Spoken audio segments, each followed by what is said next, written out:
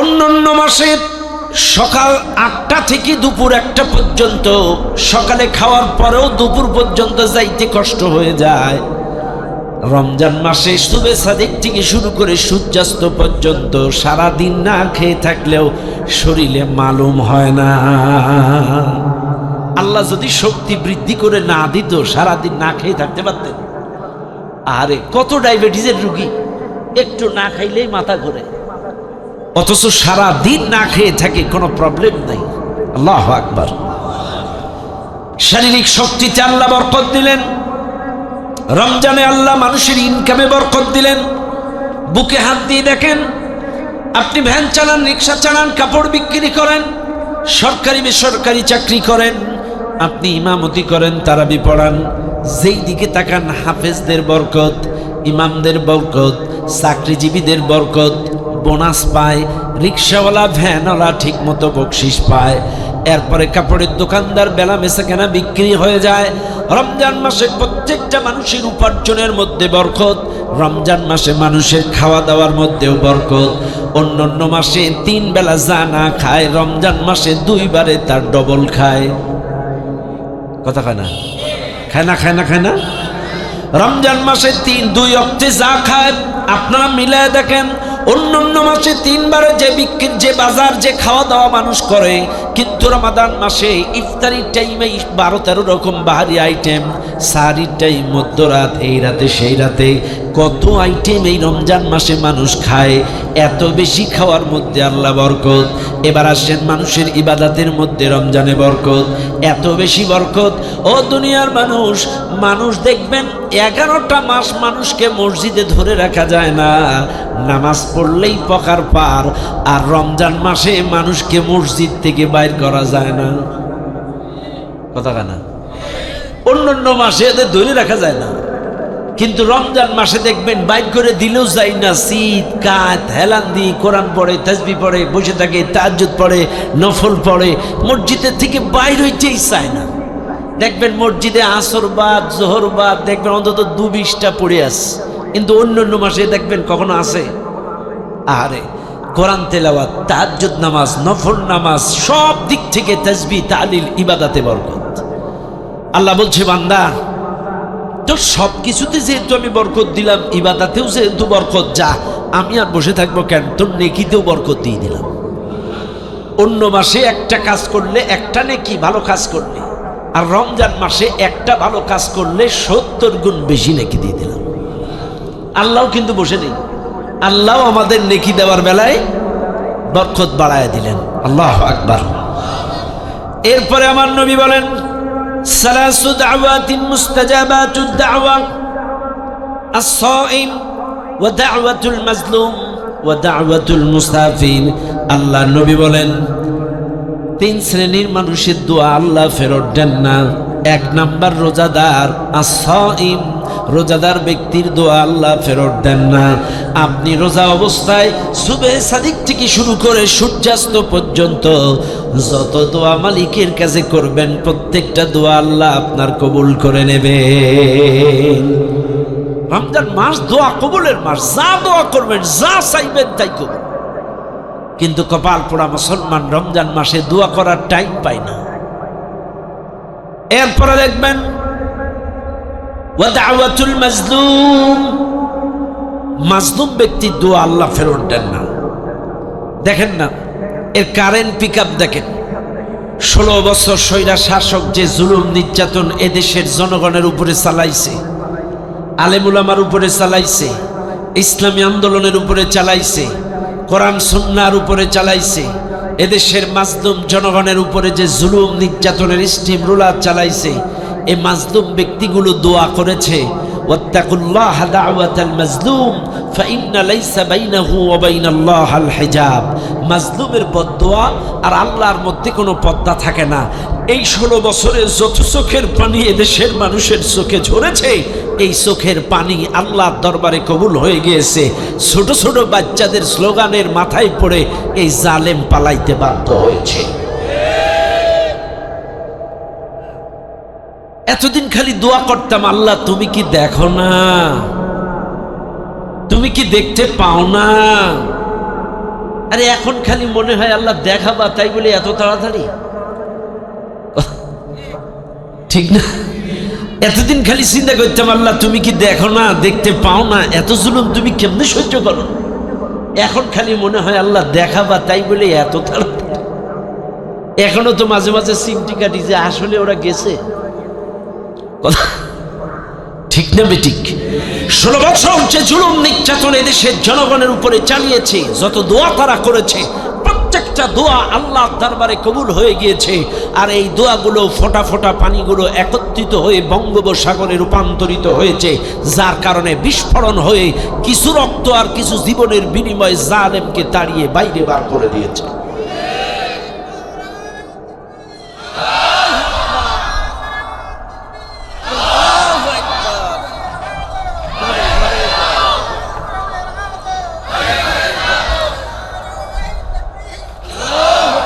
কথা বলেন ঠিক না বেঠিক? কাজে স্পষ্ট মনে রাখবেন, তাহলে মাজলুম ব্যক্তির দোয়া কখনো আল্লাহ ফেরত। 3 ওয়া দাওয়াতুল মুসাফির, মুসাফির ব্যক্তির দোয়া আল্লাহ ফেরত দেন না। মুসাফির অবস্থায় বান্দা যত দোয়া করে, বান্দার প্রত্যেকটা দোয়া আল্লাহর দরবারে কবুল হয়ে যান। কিন্তু আমার দেশের ম্যাক্সিমাম মুসাফির এই মুসাফির অবস্থায় বেশি গুনাহ করে। এখান থেকে ঢাকায় যাচ্ছে 8 ঘন্টার পথ, সারাটা রাস্তা সিনেমা দেখতে দেখতে যায়, গান শুনতে শুনতে যায়। কথা কানা?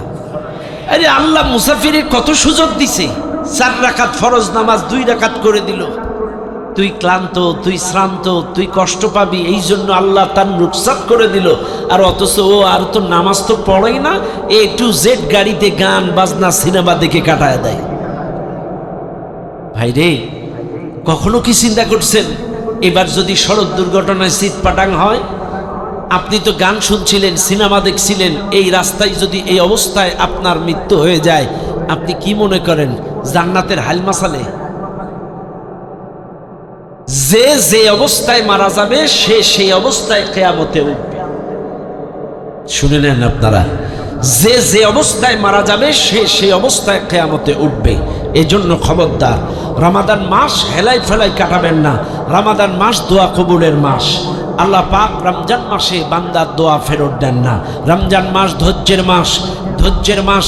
আজকে দেখেন অন্যান্য মানুষের যেই রকম ঝগড়াঝাঁটি, মারামারি, বাদাবাদি এই রমজান মাসের তুলনামূলক কম হয়। রমজান মাসে সকাল থেকে সন্ধ্যা পর্যন্ত না খেয়ে থাকার যে ধৈর্য, এটা অন্য মাসে এত ধৈর্য মানুষের থাকে না। সকালবেলায় খেয়ে কাজ করতে যায়, দুপুরে এসে খানা না পাইলে বইয়ের উপরে দিয়ে আইলা যায়, টর্নেডো যায়, আর সন্ধ্যা পর্যন্ত বসে থাকে, কিন্তু তার কোনো রাগই ওঠে না। এটা ধৈর্যের মাস, সাম্য সমতার মাস। কে ধনী কে গরিব। দেখবেন চেয়ারম্যান সাহেব ইচ্ছা করলে আজানের পরেও সাহারি করতে পারে না। এই এলাকার এমপি সাহেব ইচ্ছা করলে ইফতারের 5 মিনিট আগে খাইতে পারে না। রিক্সাওয়ালারও যেই টাইমে শেষ, চেয়ারম্যানও একই টাইমে শেষ। রিক্সাওয়ালাও যেই টাইমে ইফতার শুরু করছে, একজন চেয়ারম্যানও একই টাইমে ইফতার শুরু করছে। কোনো রকম আগা পিছা করার সময়, সাম্য ও সমতার মাস। আল্লাহু আকবার। এজন্য আসুন রমজান মাসটা হেলাই ফেলাই কাটাবেন না। ইনশাআল্লাহ 30টা রোজা রাখবেন তো আপনারা? কারা কারা রাখবেন না 2 হাত তোলেন।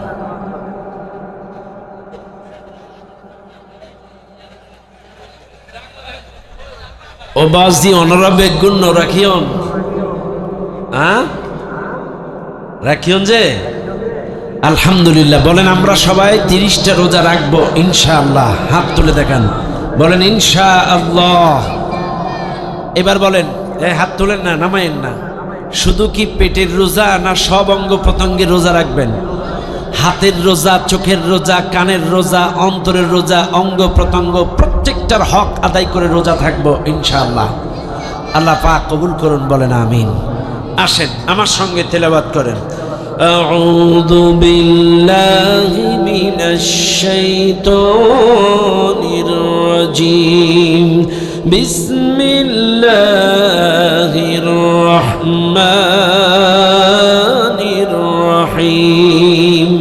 ওয়াকাতিলু ফি سبيل الله الذين يقاتلونكم ولا تعتدوا إن الله لا يحب المعتدين صدق الله العظيم সূরাটির নাম সূরাতুল বাকারা সূরাটা নাজিল হয়েছে মদিনায় সূরাটির মোট আয়াত সংখ্যা 286 রুকু সংখ্যা 40 এই সূরাটার 190 নম্বর আয়াত আমি আপনাদের সামনে তেলাওয়াত করেছি আল্লাহ তাআলা বলেন ওয়াকাতিলু ফি সাবিলিল্লাহ তোমরা আল্লাহর রাস্তায় লড়াই করো এই মাহফিলে যারা আছেন প্রত্যেকটা কথা হৃদয় দিয়ে মনোযোগ দিয়ে শুনবেন অনর্থক অযৌক্তিক একটানা একটি কথাও আমি বলবো না যা বলবো কোরআন সুন্নাহর ভিত্তিতে বলার চেষ্টা করব জাতির কল্যাণে অন্ধকার থেকে আলোর পথে ডাকার জন্য যা যা প্রয়োজন সেগুলো বলার চেষ্টা আমি করব ইনশাআল্লাহ চাইলে আল্লাহ পাক বলছেন ওয়াকাতিলু ফি সাবিলিল্লাহ তোমরা আল্লাহর রাস্তায় লড়াই করো এখন আচ্ছা এই মাহফিলে যারা আপনারা আছেন আল্লাহর রাস্তা কোনটা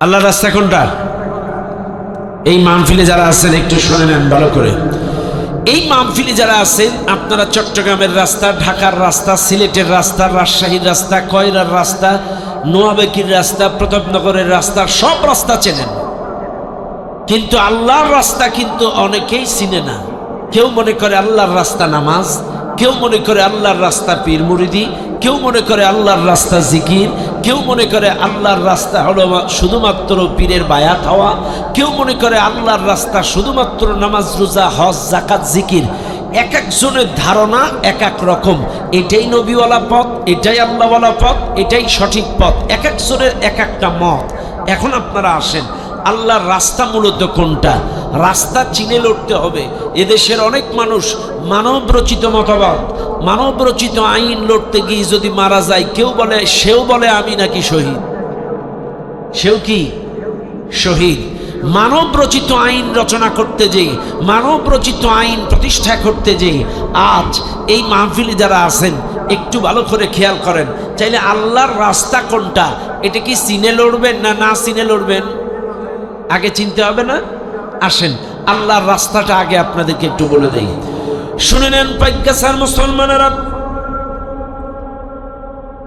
আজকের এই এলাকার মুসলমানেরা আল্লাহ রাব্বুল আলামিন জান্নাতের রাস্তা কোনটা কোরআনের রাস্তা আল্লাহর রাস্তা প্রকৃত অর্থে আল্লাহর রাস্তা কোনটা একটু আপনাদেরকে ধরায়া দেই এই মাহফিলে যারা আছেন একটু ভালো করে লক্ষ্য করেন আল্লাহ পাক আদম আলাইহিস সালামকে ডেকে বললেন আদম জান্নাতের মধ্যে থাকো খাও দাও ঘোরো ফেরো কিন্তু খবরদার ওই গাছের কাছে যাবা না কিন্তু আল্লাহ পাকের কথা আদম আলাইহিস সালাম চলতে ফিরতে ঘুরতে হঠাৎ শয়তানের ধোকায় পড়ে বোকা হয়ে গাছের কাছে যখন গেলেন আল্লাহ পাক এই আদম আলাইহিস সালামকে ডেকে বললেন আদম জান্নাত থেকে তোমরা নেমে যাও বললাহু বিতু মিনহা জামিআ আদম আলাইহিস সালামকে বিবি হাওয়াকে জান্নাত থেকে নামিয়ে দিলেন এই মাহফিলে যারা আছেন আপনারা বলেন জান্নাত থেকে কেউ বের হতে চায় আপনারা বেরোবেন জান্নাত থেকে কেউ নামতে চায় ইন্না আসহাবাল জান্নাতি লিয়াউমা ফি শুগুলিন ফাকিহুন জান্নাতে যারা যাবে আনন্দে মশগুল হয়ে থাকবে কোনো কথা বলতে মানা নাই কোনো কিছু খাইতে মানা নাই ইচ্ছে যা খুশি তাই করতে কোনো বাধা নাই যা মনে চাই তাই করবেন যা মনে চাই তাই খাইবেন যেখানে যাওয়ার ইচ্ছা সেখানে যাবেন জান্নাতের মধ্যে কোনো বাধ্যকতা কোনো রেস্ট্রিকশন আপনাকে দেওয়া হবে না এখন আপনারা বলবেন হুজুর জান্নাতের মধ্যে আমরা যদি একটু মদ খাইতে চাই এটা কি পাবনি পাবে না পাবে পাবে পাবে আছে আছে জান্নাতের মধ্যে পাবে হ্যাঁ তবে এটা হচ্ছে শরাব এটা কি শরাব শুনে নেন এই দুনিয়ার যে শরাবগুলো মদগুলো এটা তো পচা অ্যালকোহল পচানো মিশ্রিত আর আল্লাহ যেই শরাব আমাকে আপনাকে দিবেন সেটা নির্ভেজাল একেবারে ন্যাচারাল ফলের রস দিয়ে এত সুন্দর আরে আজকে আপনারা সেই শরাব কি চান বাইরে একবার পাকিস্তানের এক মুসলিম কবি মসজিদের মধ্যে বসে মদ খাচ্ছে। কোন জায়গায়? মসজিদের মধ্যে বসে মদ খাচ্ছে পাকিস্তানের এক মুসলিম কবি। এখন আর এক অন্যান্য মুসল্লিরা মসজিদে এসে বলতেছে আস্তাগফিরুল্লাহ আস্তাগফিরুল্লাহ, আপনি মসজিদের মধ্যে মদ খাচ্ছেন, নাউজুবিল্লাহ। তখন এই মুসলিম কবি বলছে, ঠিক আছে, আল্লাহর ঘরে মদ খাওয়া যাবে না, চাইলে আমাকে এমন একটা জায়গা দেখায় দাও যেই জায়গাটা আল্লাহর না, সেই জায়গায় বসে খাই। কথা বোঝেন নাই? আল্লাহর ঘরে যদি মদ খাওয়া না যায়, আমাকে এমন একটি জায়গা দেখায় দাও সেটা আল্লাহর না, সেই জায়গায় বসে খাই। এই কথা কোনো জবাব আছে? এখন আর এক মুসলিম কবি বলতেছে একটা জায়গা আছে। কোন জায়গা? কাফের পাড়ায় আল্লাহ নেই, কাফেরের অন্তরে আল্লাহ নেই, এই জায়গায় মদ খাওয়া যায়। তখন এই মুসলিম কবি বলছে, না, কাফের পাড়ায়ও আল্লাহ আছে, কাফের অন্তরেও আল্লাহ আছে, কিন্তু কাফের বুঝতে পারে না, কাফের ধরতে পারে না। বলছে, বুঝায় কও। বলছে, দেখো, আল্লাহ যখন বৃষ্টি দেয় শুধু কি মুসলিম পাড়ায় দেয় না কাফের পাড়ায়ও দেয়? বলছে, না, কাফের পাড়ায়ও দেয়। আচ্ছা, আল্লাহ যখন মানুষকে রিজিক দেন, অক্সিজেন দেন, শ্বাস প্রশ্বাস টানার ক্ষমতা দেন, এটা কি শুধু মুসলমানদের দেন না হিন্দুদেরও দেন? বলছে, না, ওদেরও দেয়। বলছে, এই তো, চাইলে আল্লাহ যেহেতু বৃষ্টি দেওয়ার সময় মুসলমানেরও দিচ্ছে ওদেরও দিচ্ছে, আল্লাহ রিজিক দেওয়ার সময় এদেরও দিচ্ছে ওদেরও দিচ্ছে, চাইলে আল্লাহর কুদরতি নজর, আল্লাহর দয়া ওদের প্রতিও আছে, কিন্তু ওরা সেটা বুঝতে পারে না, ওরা ধরতে পারে না, ওরা সেটা অনুধাবন করতে পারে না, এই জন্যে ওই জায়গায়ও খাওয়া যাবে না।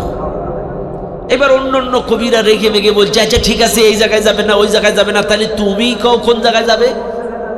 তখন এই মুসলিম কবি বলছে, একটা জায়গা আছে, যদি 2 দিনের এই দুনিয়া 60, 70, 80 বছরের এই জিন্দেগিকে যদি কন্ট্রোল করতে পারেন, আল্লাহর আদেশ নিষেধের গোলামি করতে পারেন, আল্লাহর বিধান অনুযায়ী ব্যক্তি জীবন পারিবারিক জীবন চলতে পারেন, হারাম হালাল বেছে চলতে পারেন, জান্নাতের মধ্যে যদি যাইতে পারেন, এমন কোনো জায়গা নাই যেখানে আপনাকে নিষেধ করা হবে।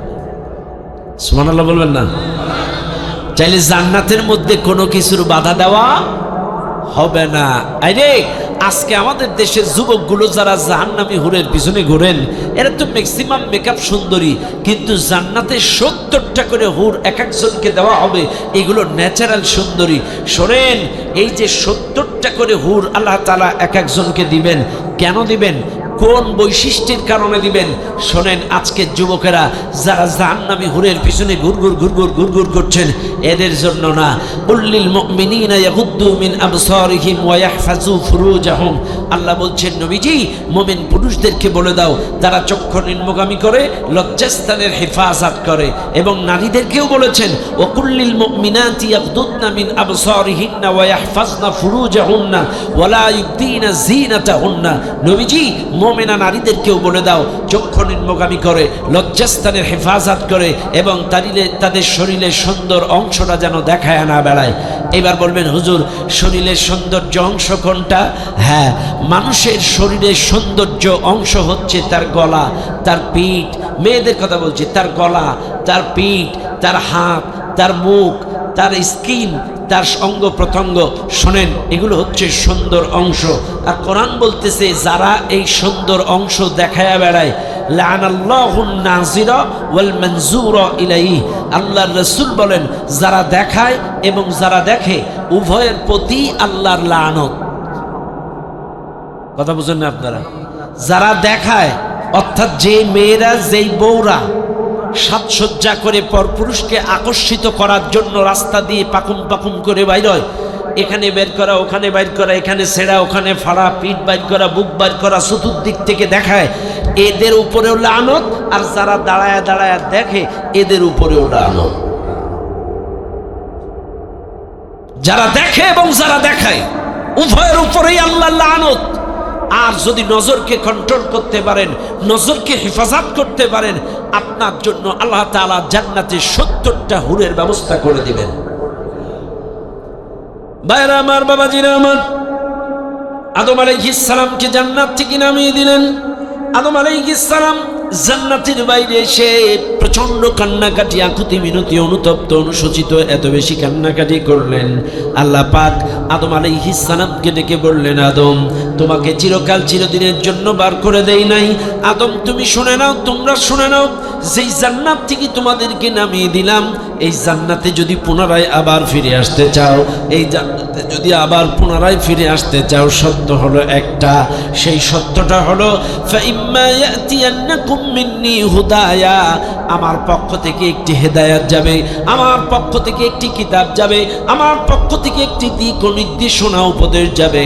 এই কিতাব অনুযায়ী ব্যক্তি জীবন, পারিবারিক জীবন, সামাজিক জীবন, রাজনৈতিক জীবন, গোটা জিন্দেগি যদি এই কিতাব অনুযায়ী, হেদায়াত অনুযায়ী, উপদেশ অনুযায়ী চলতে পারো, আমি আল্লাহ কথা দিচ্ছি, শুধু আদম হাওয়া না, তোমাদের মাধ্যমে যতগুলি সন্তান এই পৃথিবীতে আসবে, সকালকে আমি আবার জান্নাতে ফিরাইয়া নেব। আদম আলাইহিস সালামকে জান্নাত থেকে নামিয়ে দেওয়ার পরে সত্য দিয়েছে কয়টা? সবাই বলেন। এই যে বাজি আপনাদের যে অবস্থা, ইফতারের আর 2 মিনিট বাকি। হ্যাঁ, আরে এখন তো স্বাধীন দেশ, পরাধীনের মতো উত্তর দিচ্ছেন কিল্লাই। এখনো কি ভয় আছে নাকি উঠাই নিয়ে যাওয়ার? আছে আছে। এখন আর সেই সময় নাই, সময় এসেছে। কথা বলেন ঠিক না বেটে? একটু গর্জন দেন। আরে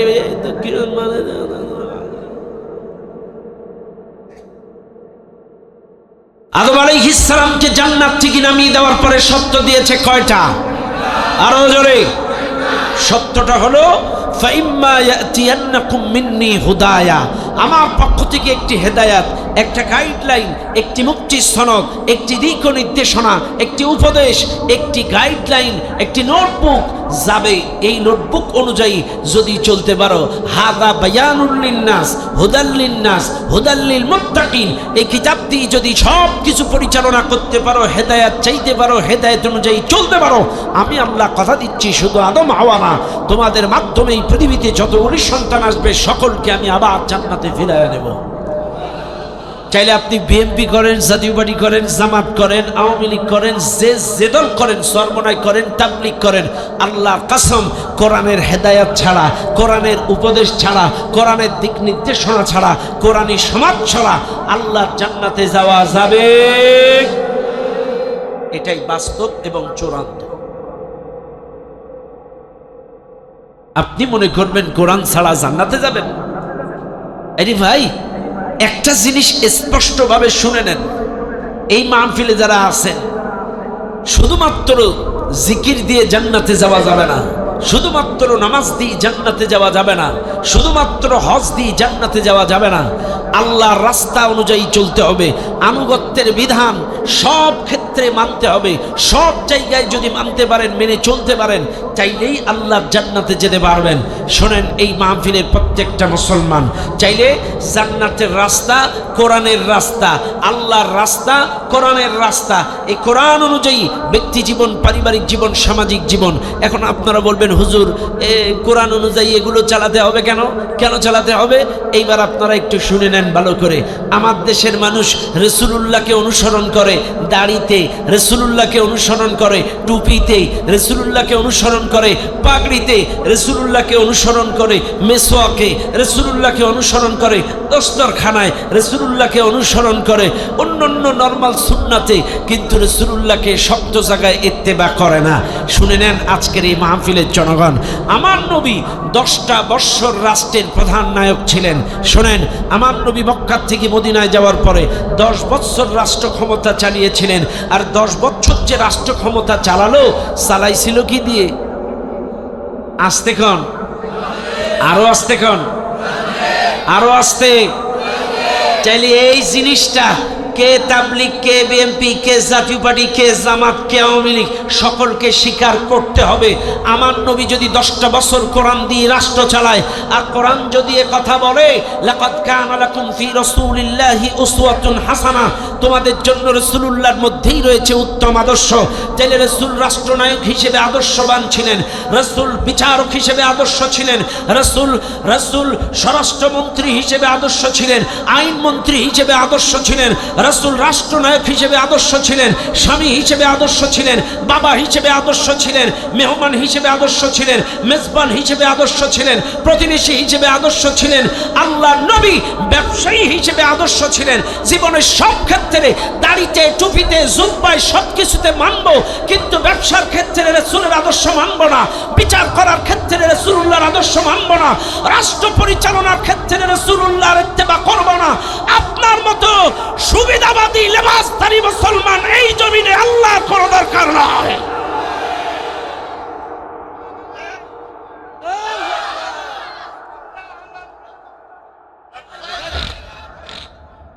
কথা বলেন ঠিক না বেঠিক? স্পষ্ট ভাষায় শুনে নিতে হবে আপনাকে। আপনি সুবিধাবাদী জিন্দাবাদ হলে চলবে না, রাসূলুল্লাহকে আদর্শ মানলে সব জায়গায় মানতে হবে। এ কথা না কেন? বিচারক হিসেবে মানতে হবে, রাষ্ট্রনায়ক হিসেবে মানতে হবে, স্বামী হিসেবে মানতে হবে, বাবা হিসেবে মানতে হবে, প্রতিবেশী হিসেবে মানতে হবে, ব্যবসায়ী হিসেবে মানতে হবে, মেজবান হিসেবে সব ক্ষেত্রে রাসূলুল্লাহ আমাদের জন্য আদর্শ। আজকে আমরা শুধু মনে করি কিছু সুন্নাতের ইত্তেবা করলেই আমার আদর্শ হয়ে গেল, এতেই জান্নাতে চলে যাব। ভাইরে শোনেন, রাসূলুল্লাহর ইত্তেবার দুইটা পার্ট আছে, পার্ট দুইটা পার্ট। একটা হচ্ছে সূরত, একটা হচ্ছে সিরাত। একটা হচ্ছে সূরত, একটা হচ্ছে সিরাত। সূরত কি? সূরত হলো বাহ্যিক চেহারা, টুপি, দাড়ি, পাঞ্জাবি, এটা সূরত। আর সিরাত হলো রাস্তা, আল্লাহর রাস্তা, নবীর রাস্তা, কোরআনের রাস্তা, ইসলামের রাস্তা। এইবার আসেন, সূরতের জন্য, দাড়ির জন্য কারো জেল খাটা লাগে না, জুব্বার জন্য কারোর ফাঁসির কাস্টে ঝোলা লাগে না, পাগড়ির জন্য কাউকে দেশ ছাড়া লাগে না। কিন্তু ইতিহাস তাকায়া দেখেন, আমার নবী যেই রাস্তায় চলেছে, আল্লাহর জমিনে আল্লাহর আইন প্রতিষ্ঠার চেষ্টা করেছে। আর এই কোরআনী আইন প্রতিষ্ঠার জন্য রাসূল দেশ ছেড়েছে। এই কোরআনী আইন প্রতিষ্ঠার জন্য শিয়াবি আবি তালিবের পাহাড়িয়া জেলখানায় জেল খেটেছে। এই রাস্তায় চলতে গিয়ে জন্মভূমি মক্কা ছেড়ে মদিনায় গেছে। এই রাস্তায় চলতে গিয়ে জামা কাপড় কাফেররা ছিঁড়ে দিয়েছে। এই রাস্তায় চলতে গিয়ে রাসূলকে কাদামাটি ছুঁড়ে মেরেছে। এই রাস্তায় চলতে গিয়ে রাসূলকে উটের পশানাড়ি ভুড়ি চাপিয়ে দিয়েছে। এই রাস্তায় চলতে গিয়ে নবীকে জন্মভূমির থেকে খেদিয়ে দিয়েছে। এই রাস্তায় চলতে গিয়ে অহুদ, বদর, খন্দক লড়াই করে নিজের দাঁত ভেঙে হেলমেটের কাড়াগুলো মাথার মধ্যে ঢুকে গেছে। এই রাস্তায় চলতে গিয়ে অহুদ, বদর, খন্দক লড়াই করে বিশ্ববিজয়ী নেতার বেশে চেয়ারের মধ্যে বসে 10টা বৎসর কোরআন শাসন করেছে। আপনি সূরত মানবেন কিন্তু সিরাত মানবেন না, প্রকৃত অর্থে রাসূলুল্লাহর উম্মত হতে পারবেন না।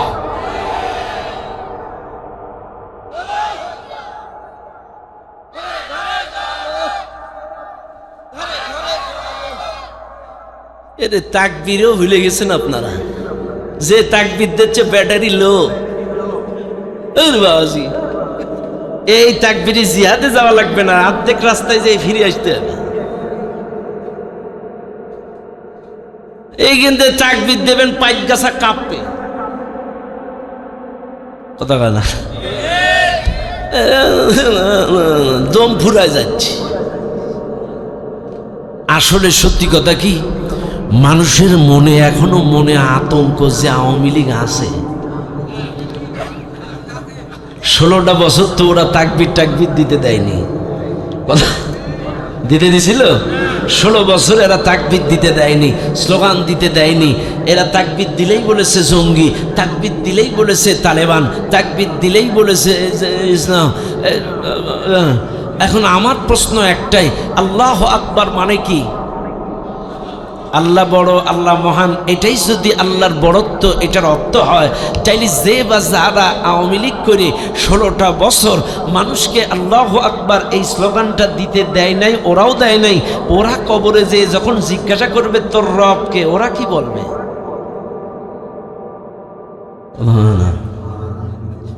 হ্যাঁ ও বাবাজি কি বলবে? না না, হাসিনা না। শোনেন, যার জবান দিয়ে যা আমলে আছে, যা কবরে বাইরবেও তা। আপনার আমলে যদি আল্লাহর বড়ত্ব থাকে, আল্লাহর প্রশংসা থাকে, আল্লাহর জিকির থাকে, আল্লাহর স্মরণ থাকে, আল্লাহর কোরআন থাকে, রব রব রব, বিসমিল্লাহি তাওয়াক্কালতু আলাল্লাহ, সুবহানাল্লাহ সুবহানাল্লাহ বিহামদিহি, সুবহান রাব্বিয়াল আ'লা, সুবহান রাব্বিয়াল আযীম, রব্বানা লাকাল হামদ, আল্লাহুম্মা ইফতাহ লি আবওয়াব রাহমাতিক, আল্লাহুম্মা ইন্নী আসআলুকা মিন ফাদলিক, বিসমিল্লাহি তাওয়াক্কালতু আলাল্লাহ, সুবহানাল্লাযী সাখখারা লানা হাযা ওয়া মা কুন্না লাহু মুকরিনিন, আলা লাহুল খালকু ওয়াল আমর, ইনিল হুকমু ইল্লা লিল্লাহ। সব জায়গায় যদি রব রব রব, আল্লাহর প্রশংসা, আল্লাহ জিকির থাকে, আপনি জবাব দেবেন রব্বি আল্লাহ। আজ যাদের জবানে আর ভাই তু আর ভাই, যে যা বলবে কবরেও তাই বেরোবে, বুঝলেন না কথা? ঠিক। আপনার আমলে আছে যা, কবরে বাইরে হবে তা। শুনে নেন, এটাই বাস্তব। মুখস্থ বিদ্যা কাজে লাগবে না। আপনার আমলে যেটা থাকবে প্র্যাকটিক্যালি, এইটাই আপনার জবান দিয়ে বাইরে হবে। ভাইরে, জবাবগুলো তো সব আরবিতে দেবেন, অনেক তো আরবিই পড়তে পারে না। কাজী প্র্যাকটিক্যাল আমল যেটা আছে সেটাই তোমার জবান দিয়ে ফল ফল ফল ফল ফল ফল ফল ফল ফল ফল করে বেরোবে। কাজী তুমি যদি মানব রচিত আইন প্রতিষ্ঠা স্লোগান দিয়ে থাকো, মানুষের প্রশংসা করে থাকো, কবরে ঠিক আছে কিনা? কারণ এই জন্য ভাইরা আমার, আপনাকে আমাকে মনে রাখতে হবে, এই মাহফিলে যারা আছেন, চাইলে আল্লাহর রাস্তায় লড়তে হবে। কথাটা কার? আরো জোরে কোন কার? আল্লাহর রাস্তা কোন রাস্তা? সবাই বলেন কোন রাস্তা? আল্লাহর রাস্তা কোন রাস্তা? এতে কোনো সন্দেহ আছে? আছে? এখন আসেন, চাইলে কোরআনের রাস্তা, আল্লাহর রাস্তা, জান্নাতের রাস্তা, কোরআনের রাস্তা, এইটা ছাড়া জান্নাতে যাওয়ার কোনো উপায় নেই। এইবার আসেন, আপনারা বলবেন হুজুর আমরা আল্লাহর রাস্তায় লড়াই করব কেন? আল্লাহ বলেছে ওয়াকাতিলু ফি সাবিলিল্লাহ, লড়াই করো আল্লাহর রাস্তায়, কিন্তু আমরা লড়ব কেন? প্রশ্ন যদি করেন, এক নাম্বার, এই মাহফিলে কাফের আছেন কারা কারা? হাত তোলেন। কাফের আছেন? কেউ নেই? হ্যাঁ, কাফের বুঝেন তো? আগে বোঝা লাগবে, বিষয়টা ক্লিয়ার হন। ইমানের নাম হচ্ছে বিশ্বাস, আল্লাহর প্রতি, রসুলের প্রতি, আখেরাতের প্রতি, কোরআনের প্রতি, কিয়ামতের প্রতি, এই ফেরেশতাদের প্রতি বিশ্বাস। এই বিশ্বাসগুলোর নাম হচ্ছে ইমান, আর এগুলো অবিশ্বাস করার নাম হলো কাফের। এইবার বলেন, আপনারা কি আল্লাহকে বিশ্বাস করেন? রসুলকে করেন? কোরআন করেন? আখেরাত করেন? হ্যাঁ, চাইলে আপনারা ইমানদার। এইবার বলেন, ইমানদার কারা কারা? হাত তোলেন। ইমানদার কারা কারা? সবাই তুলছেন? আমরা সবাই ইমানদার, ঠিক আছে, আলহামদুলিল্লাহ। হাত নামান। এইবার যদি কেউ বলে আমরা আল্লাহর রাস্তায় লড়াই করব কেন? হতে পারেন আপনি বিএনপি, হতে পারেন আপনি জাতীয়বাদী, হতে পারেন আপনি তাবলীগ, হতে পারেন আপনি চরমনাই, হতে পারেন আপনি জামাত ইসলাম, যে দলের হতে পারেন, যদি আপনার মধ্যে ঈমান থাকে, আল্লাযীনা আমানু ইউকাতিলুনা ফি সাবিলিল্লাহ, যারা ঈমানদার তারা আল্লাহর রাস্তায় লড়াই করবে। এটা নফল নয়, এটা সুন্নাত নয়, প্রত্যেকটা ঈমানদারের জন্য ফরজ। কথা বুঝেন না আপনারা? আপনার মধ্যে যদি ঈমান থাকে, আপনি যদি নিজেকে ঈমানদার দাবি করেন, তাহলে অবশ্যই আল্লাহর রাস্তায় লড়াই করতে হবে, করতে হবে। এটা প্রত্যেকটা ঈমানদারের জন্য ফরজ। ঈমান আছে তো আপনাদের? আর মনে হয় না, নাই রে বাস। এখন আমি প্রমাণ দেই, দেব দেব দেব প্রমাণ দেব। প্রমাণ নেন। প্রমাণ হলো, একটা মানুষ যখন ঈমান আনে, সেই লোকটা কালেমা পড়ে, লা ইলাহা ইল্লাল্লাহ, আল্লাহ ছাড়া আইনদাতা নাই, আল্লাহ ছাড়া বিধানদাতা নাই, আল্লাহ ছাড়া মাবুদ নাই। এই কালেমাটা মনে প্রাণে বিশ্বাস করে বাস্তবে রূপান্তরিত করেই ইসলামে কালেমা ঈমানে প্রবেশ করে। এখন আল্লাহ ছাড়া আইনদাতা নাই কথাটা আপনি মেনে নিলেন, আল্লাহ ছাড়া মাবুদ নাই কথাটা মেনে নিলেন, অথচ মানব রচিত মতবাদ কায়েমের লড়াই করেন, মানব রচিত মতাদর্শের পেছনে ঘুরঘুর করেন, মানব রচিত আইন প্রতিষ্ঠার জন্য। চাইলে আপনি কালেমার মধ্যে বললেন আল্লাহ ছাড়া আইনদাতা নাই, অথচ রাষ্ট্রে মানুষের আইন মানেন কেন? হ্যাঁ,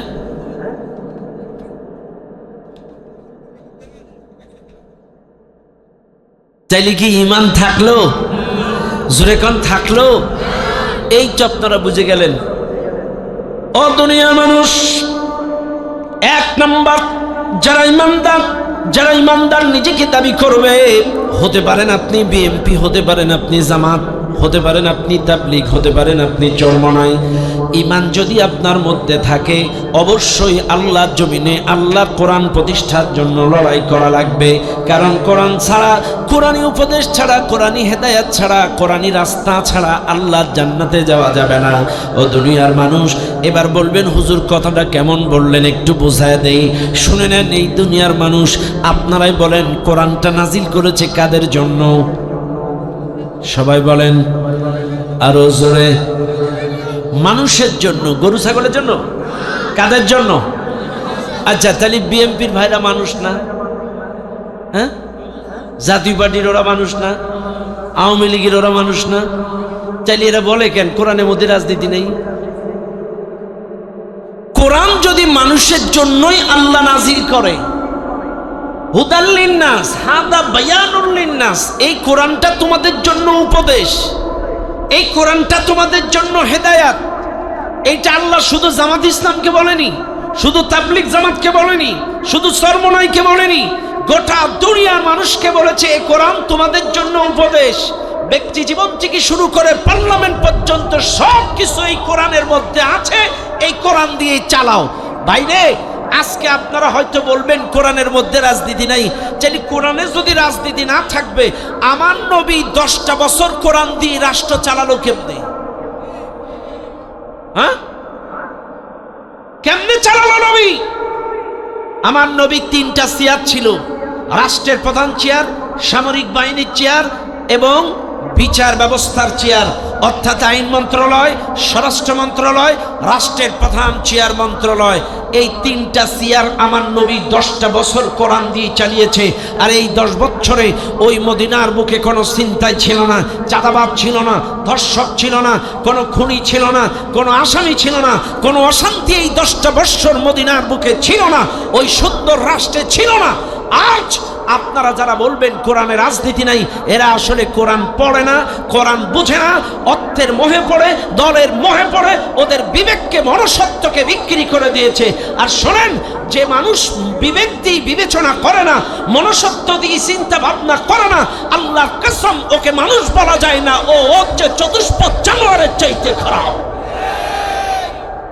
আল্লাহ তোমাকে একটা বিবেক দিয়েছে, মনুষ্যত্ব দিয়েছে, তুমি সে বিবেক দিয়ে বিবেচনা করো না, তুমি মনুষ্যত্ব দিয়ে চিন্তা ভাবনা করো না।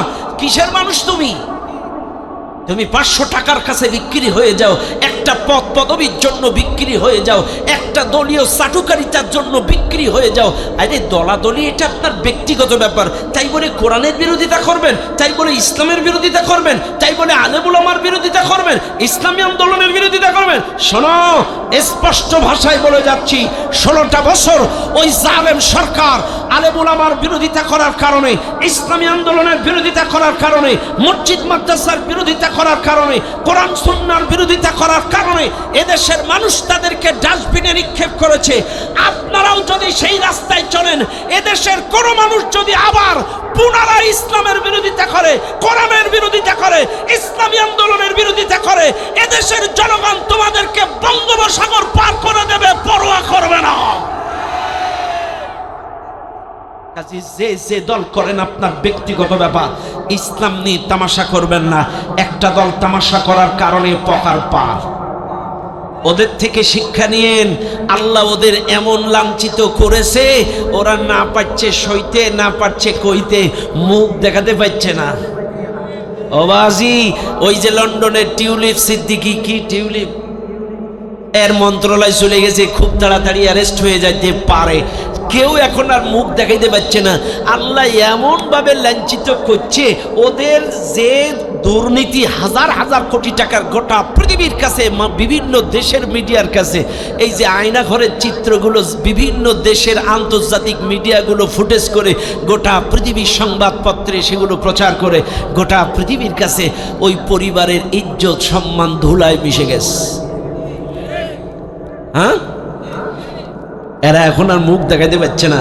কাজে আপনারাও যদি ইসলামের বিরোধিতা করেন, কোরআনের বিরোধিতা করেন, আলেম ওলামার বিরোধিতা করেন, আল্লাহ আপনাদেরকেও এইরকম পারে কি পারে না? ইজ্জতের মালিক কে? এখন বলেন, যেই হুজুরগুলো পুলিশ তাড়ায়া কুল পাইতো না, যেই হুজুরগুলো বাইরে থাকলে বাগানে আর ভেতরে থাকলে জেলখানায়, কথা না, বাইরে থাকলে বাগানে, ভেতরে থাকলে জেলখানায়, অর্থাৎ পালায়া পালায়া আগানে বাগানে, নাইলে জেলখানায়। এতদিন যারা পলায়া পলায়া থাকলো মামুদের ভয়ে, আজকের গোটা বাংলাদেশে তদন্ত করে দেখেন, এই হুজুর ছাড়া ডিসি অফিসেও মিটিং হয় না, এসপি অফিসেও মিটিং হয় না, সব জায়গায় হুজুর। তোমরা কই? কথা গান, তোমরা কই? এই হুজুররা এখন সব জায়গায় মিটিং করে বেড়াচ্ছে, এখন তোমাকে খোঁজ নেই। ইজ্জতের মালিক কে? আরো জোরে বলেন কে? কাজে ইজ্জতের মালিক আল্লাহ। খবরদার ইসলাম নিয়ে, কোরআন নিয়ে তামাশা করবেন না। দল দলিত তো আপনার ব্যক্তিগত ব্যাপার, কথা কোন ঠিক না বেঠিক? এখন আপনারা বলবেন, হুজুর কোরআনে রাজনীতি নেই, কোরআন দিয়ে দেশ চালাতে হবে, এটা কই পাইছেন? এখন আপনারা বলেন, মায়ের চাইতে মাসির দরদ এটা ভালো না খারাপ? আপনাদের মোটর সাইকেল আছে কার কার? একটা কি গাড়ি আপনার? প্লাটিনা, বাজাজ কোম্পানির গাড়ি। আচ্ছা বলেন তো, ওই মোটর সাইকেলের ট্যাঙ্কি কয়টা? চালান না, দেখেন মোটর সাইকেলের ট্যাঙ্কি দুইটা, একটা তেল একটা মোবিল। কথা কানা, মোবিল দেওয়া লাগে না? না বিনা মোবিলই চলে? হ্যাঁ, মোটর সাইকেলের ট্যাঙ্কি দুইটা, একটা তেল একটা মোবিল। হ্যাঁ, এই মোটর সাইকেল যারা বানাইছে এরা বলে দিছে, তেলের ট্যাঙ্কিতে তেল, মোবিলের ট্যাঙ্কি মোবিল। মোবিল দিলে ইঞ্জিন ঠান্ডা থাকে, তেল দিলে চলে। দীর্ঘমেয়াদী এই ধারাবাহিকতায় চালান, আলহামদুলিল্লাহ ইঞ্জিন ভালো থাকবে, কোনো সমস্যা নাই। এটা যারা বানাইছে তারা বলে দিছে। এখন আপনারা চিন্তা করছেন, এই এলাকার নেতার নাম কি ছিল? ওই দলের রশিদুজ্জামান। এখন আপনারা চিন্তা করছেন, আর রশিদুজ্জামান এলাকার লোক, আর তেলের ট্যাঙ্কিতে মোবিল, মোবিলের ট্যাঙ্কিতে তেল। চলবে না? কেন চলবে না? উল্টো হয়ে গেছে। এই তো আপনারা শিখে গেছেন। চাইলে শোনেন, ইঞ্জিন যে বানাইছে সে বলে দিয়েছে তেলের ট্যাঙ্কি তেল, মোবিলের ট্যাঙ্কি মোবিল দিলে ইঞ্জিন চলবে। উল্টা পাল্টা করলে যদি ইঞ্জিন না চলে, এবার বলেন আমাদের 3.5 হাত ইঞ্জিনটা বানাইছে কে? আরো জোরে কোন কে? চাইলে এই ইঞ্জিনটা কেমনে ভালো চলবে তার জন্য আল্লাহ একটা গাইড বুক, নোটবুক কোরআন দিয়ে দিল। এখন যদি এইটা বাদ দিয়ে মানব রচিত আইন দিয়ে চালাও, ওই তেল আর মোবিল, মোবিলের ট্যাঙ্কি তেল, তেলের ট্যাঙ্কি দিয়ে মোবিল, যেমন দেখাও। এখন চুরি বেড়ে গিয়েছে, ছিনতাই বেড়ে গিয়েছে, ডাকাতি বেড়ে গিয়েছে। আজকে সাতক্ষীরা ঝাউডাঙ্গা বাজারে গোটা ফেসবুক লয় 6 লাখ। স্বামী স্ত্রী স্বামীরে মাইরে নিজে গলার ফাঁসিতে ঝুলছে। এখন সত্য মিথ্যা আল্লাহ ভালো জানে। এর কয়েকদিন আগে দেখলাম এই দেভাটায় 63 বছরের এক বৃদ্ধ মহিলা ধর্ষণের শিকার হয়েছে। এর কয়েকদিন পরে দেখলাম একটা গার্মেন্টসের মহিলা তার স্বামীর কাছ থেকে দেখা করে বাসায় এসেছিল, 18 জন লম্পট তাকে পালাক্রমে ধর্ষণ করেছে। এ ভাই, এমন কোনো দিন নাই ধর্ষণ খুন ছিনতাই রাহাজানি, ধর্ষণ খুন ছিনতাই রাহাজানি। চাইলে কি বোঝা গেল? ওই যে তেলের ট্যাঙ্কি দিয়ে মোবিল, মোবিলের ট্যাঙ্কি দিয়ে তেল দিলে যেমন ইঞ্জিন গরম হয়ে যায়, আজকের বাংলাদেশের অবস্থাও তাই। কথা বল না কেন? আজকে বাংলাদেশ গড়গড় করছে। এই বাংলাদেশ গরম হয়ে গিয়েছে, উত্তপ্ত হয়ে গিয়েছে। কাজে এই উত্তপ্ত বাংলাদেশকে যদি শান্ত করতে হয়, আল্লাহর কোরআন ছাড়াই সোনার বাংলাদেশে শান্তি ফেরানো সম্ভব নয়। এই কোরআন দিয়ে চালালেই শান্ত হবে। কেন? কারণ আল্লাহর আইনে প্রকৃত আসামি সাজা পায়, আর দেশীয় আইনে মামা খালুই ছাড়ায় নেয়। আসতে খান, আল্লাহর আইনে প্রকৃত আসামি সাজা পায়, আর দেশীয় আইনে মামা খালু। ওজি সাহেব, ও আমার শালার সুমন্দির আপন খালাতো ভাই, হেরে দাও। কথা কি বুঝলেন? অথচ আল্লাহর আইনে প্রকৃত আসামি সাজা পায়। আজকে দেখেন মদিনার এক প্রভাবশালী বংশীয় মেয়ে ফাতেমা তার নাম, বংশীয় ঘরের মেয়ে, চুরি করে ধরা খাইছে। এখন আল্লাহর রসুল রাষ্ট্রপ্রধান, রসুল কোরআনে রসুল ঘোষণা দিয়েছে বাদ আসর এর হাত কাটা হবে। একদম সব কমপ্লিট, সবাই বসা, সব সাহাবা আজমাইনরা, হাজার হাজার সাহাবা সবাই রেডি। এদিকে কিছু কিছু সাহাবে এসে নবীজির কানের কাছে গুটগুট গুটগুট, হুজুর এটা আপনার মেয়ের নামে নাম, বংশীয় ঘরের মেয়ে, হাত কাটাটা একটু মাফ করা যায় না? নবীর কানে গুটগুট গুটগুট করছে। নবীজি রাইগে টকবকি ফায়ার, নবীজির গোটা চেহারা লাল হয়ে গিয়েছে। রসুল তো আর আমাদের দেশীয় নেতার মতো না যে গালিগালাজ করবে, এর বাচ্চা তার বাচ্চা, এর বাচ্চা তার বাচ্চা। আমাদের দেশে দেখবেন ইসলাম ছাড়া অন্য দলের নেতারা যে যত বেশি গালাগালি দিতে পারে তার তত প্রমোশন হয়। যে যত এর সাল ওর সালে এর বিরুদ্ধে ওর বিরুদ্ধে ঢুকাইতে পারে তত প্রমোশন হয়। এ কথা কানা কেন? এই যে দেখছেন না কয়দিন আগে যে ওদের উপরে চাপাই দাও, এটা পত্রিকায় সব জায়গায় শুনে কথা কানা কেন? কাছে এই দেশে লক্ষ্য করেন, আমার রসুলের গোটা দেহ লাল হয়ে গিয়েছে, চেহারা টকটক করতেছে। রসুল বলছে, শোনো আমার সাহাবারা, আল্লাহর শাসনের ব্যাপারে তোমরা আপিল করেছো, আল্লাহর কসম এটা মদিনার বংশীয় ঘরের মেয়ে ফাতেমা, তো কি হইছে? যদি আমার মেয়ে ফাতেমা হতো আমি এই হাত কাটার আইন মাফ করতাম না। কাজী আল্লাহর আইনে আপিল করার সুযোগ নাই। চোর চুরি করলে চোরের হাত কেটে দাও, ধর্ষক করলে তাকে বুক পর্যন্ত পাথর মেরে, বুক পর্যন্ত পুড়ে পাথরে মেরে ঘিনু উল্টায় দেওয়া শেষ করে দাও। এটা কোরআনের আইন। আজকে আইন যদি বাংলাদেশে চালু হয়ে যায়, চুরি বন্ধ হয়ে যাবে, ধর্ষণ বন্ধ হয়ে যাবে। কতক্ষণ ঠিক না বেটি? আজকে আপনাদের টোটাল পাইকগাছায় কতটা ভোটার আছে হুজুর? 4 লাখ। আচ্ছা, পাইকগাছায় চোর আছে কতটা? ওবাজি আইন বোঝানোর জন্য করছি, খেয়াল করেন, খেয়াল করেন। টোটাল মনে করেন প্রফেশনাল চোর আছে 100। কয়জন? 100 চোর, 4 লাখ ভোটার। এই 100 চোরের ভয়ে 4 লাখ ভোটার আপনার বাড়িতে মিনিমাম 8 লাখ তালা লাগায়। কয় লাখ? 100 চোরের ভয়ে 4 লাখ ভোটার 8 লাখ তালা লাগায়। মোটর সাইকেলে তালা, আলমারিতে তালা, শোকেজে তালা, সিঁড়ি ঘরে তালা, বাড়ির পাঁচিলে তালা, মেন গেটে তালা, মুরগির কোঠায় তালা, বাথরুমে তালা।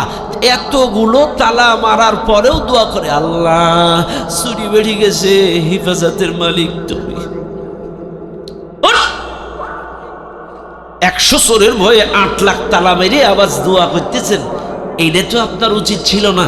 চুরি যে করে, চুরি যে সহে, সমান অপরাধী। যখন চুরি বেড়ে গেছে, ছিনতাই বেড়ে গেছে, ডাকাতি বেড়ে গেছে, আপনাদের দায়িত্ব ছিল আস-সারিকু আস-সারিকাতু, চোর চুরি করলে চোরের হাত কেটে দাও। এই আইনটার পক্ষে সকলকে সাপোর্ট করা। তাইলে এই চোরের বিপক্ষে 8 লাখ তালা মেরে শোয়ার নাম আপনার দায়িত্ব না। আপনার দায়িত্ব ছিল এই 4 লাখ ভোটার হকের পক্ষে, কোরআনের পক্ষে, ইসলামের পক্ষে, নবীওয়ালা কোরআনওয়ালা আলেমদের পক্ষে, ইসলামী আন্দোলনের পক্ষে সমর্থন করে এই চুরির আইনটা বাস্তবায়ন করা। আর এই আইন যদি বাস্তবায়ন হয়ে যায়, একটা চোরের হাত কেটে যদি পেপার পত্রিকায় দেখানো যায়, পরের দিন থেকে রিক্সা চোর, গম চোর, ব্রিজ চোর, কালভার্ট চোর, টিন চোর, জুতো চোর, সব চোর ভালো হয়ে যাবে।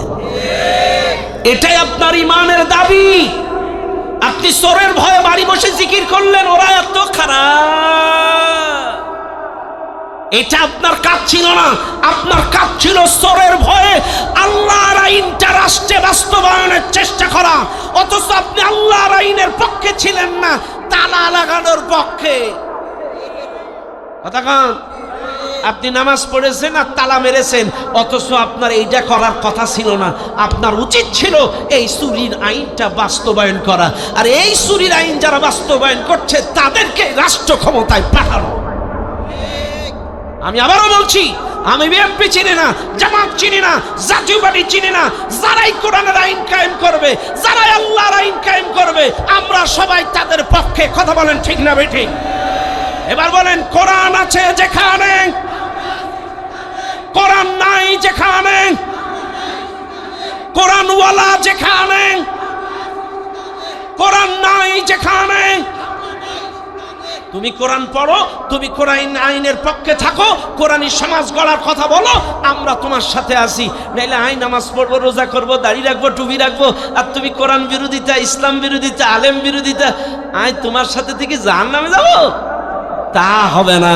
কোরআনওয়ালা যারা, হতে পারে সে বিএনপি, হতে পারে সে জাতীয় পার্টি, হতে পারে সে চরমনাই, কোরআনওয়ালা যারা, হতে পারে সে জামাত ইসলাম, কোরআনওয়ালা যারা, কোরআনের আইন প্রতিষ্ঠা করতে চাই যারা, আমরা তাদের সাথে আছি। কথা বলেন ঠিক না বেঠে?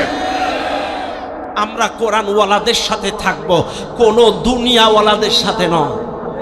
আজকে তাকায় দেখেন গোটা পৃথিবীর ইতিহাস, আপনারা তাকায় দেখেন গোটা পৃথিবীতে চোর ক্ষমতায় গেলে চুরি করে, 16 বছর 28 লক্ষ কোটি টাকা চুরি করে তারা বাইরে পাঠাইছে। কথা খান। চোর ক্ষমতায় গেলে চুরি করে, মাতাল ক্ষমতায় গেলে মাতলামি করে, লম্পট ক্ষমতায় গেলে লুচ্চামি করে, আর কোরআনওয়ালারা ক্ষমতায় গেলে, কথা খান আরো আস্তে খান, কোরআনওয়ালারা ক্ষমতায় গেলে কোরআন প্রতিষ্ঠা করে। কাজী আপনাদেরকে বলে যাই, আমরা এই দুনিয়ার কোনো দলের পক্ষে নয়, আল্লাহর পক্ষে, কোরআনের পক্ষে, ইসলামের পক্ষে আপনাদের ডেকে যাই। আসবেন ইনশাল্লাহ? আরো জোরে আসবেন? কোরআনওয়ালাদের সাথে থাকবেন? দুহাত তুলে দেখায় দেন। কোরআনওয়ালাদের সমর্থন করবেন ইনশাআল্লাহ। কোরআন আছে যেখানে, কোরআন নাই যেখানে, আল্লাহর আইন যেখানে, আল্লাহর আইন নাই যেখানে, নারায়ে তাকবীর, আল কোরআনের আলো। আর বাজি ঘরে জ্বালাইতে হবে না, সংসদে জ্বালো। আল কোরআনের আলো সংসদে জ্বালো, নারায়ে তাকবীর। ব্যাস, হাত নামান। শুনে নেন আজকের এই মাহফিলের জনগণ, কারণ আল্লাহ যদি কোরআন মানুষের জন্য নাজিল করে, সংসদে কি মানুষ থাকে না গরু ছাগল থাকে? ব্যবসা কি মানুষ করে না গরু ছাগল করে? চাকরি কি মানুষ করে না গরু ছাগল করে? ব্যবসা কি মানুষ করে না গরু ছাগল করে? বিচার কি মানুষ করে না গরু ছাগল করে? তাহলে বিচার যদি মানুষ করে, চাকরি যদি মানুষ করে, সংসদে যদি মানুষ থাকে, তো মানুষের জন্যই তো এই কোরআনটা উপদেশ। চাইলে এই কোরআন বাদ দিয়ে তুমি কোথার থেকে উপদেশ নাও? মায়ের চাইতে মাসির দরদ বেশি হলে সেটা ভালো হয় না। একটা উদাহরণ দিলে বুঝবেন। এই এই হুজুর, তোমার নাম কি? আবু বকর সিদ্দিক। মাশাআল্লাহ, কি সুন্দর নাম। আবু বকরের বয়স কত? 12। হ্যাঁ, আবু বকর সকাল 8টার দিকে ওর মারে বলছে, মা আইসক্রিম খাবো, টাকা দাও। কি কইছে? আইসক্রিম খাবো, টাকা দাও। ওর মা 5 টাকা দিছে, আলহামদুলিল্লাহ। দুপুর বেলায় আবার বলছে, মা আইসক্রিম খাবো, 5 টাকা দাও। আবার 5 টাকা দিছে। বিকাল বেলায় বলছে, মা আইসক্রিম খাবো, 5 টাকা দাও। আবার 5 টাকা দিছে। বাদ মাগরিব আবার বলছে, মা আইসক্রিম খাবো, 5 টাকা দাও। ওর মা বলছে, কি আইসক্রিম?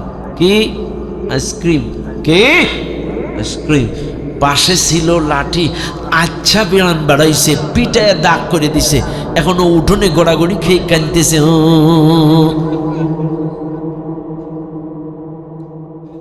এখন ওর চাষি এসে বলছে, বাবা তুই কাঁদছিস কেন? বলছে, চাষি মায়ের কাছে আইসক্রিম খাওয়ার টাকা চাইছিলাম, আইসক্রিম তো দেয়নি, দেখো কি মাইরটা পাচ্ছি। তখন বলছে, ও এই কথা, আয় আমার সাথে আয়। বাড়ির থেকে 10 টাকার একটা নোট বাইর করে দিয়ে বলছে, যা আইসক্রিম খা।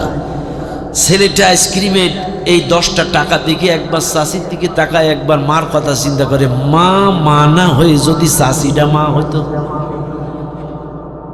বুঝলেন আপনারা? মা মানা হয়ে যদি চাষিটা মা হতো। আমাদের দেশের অবস্থাও কিন্তু তাই, কথা কন না?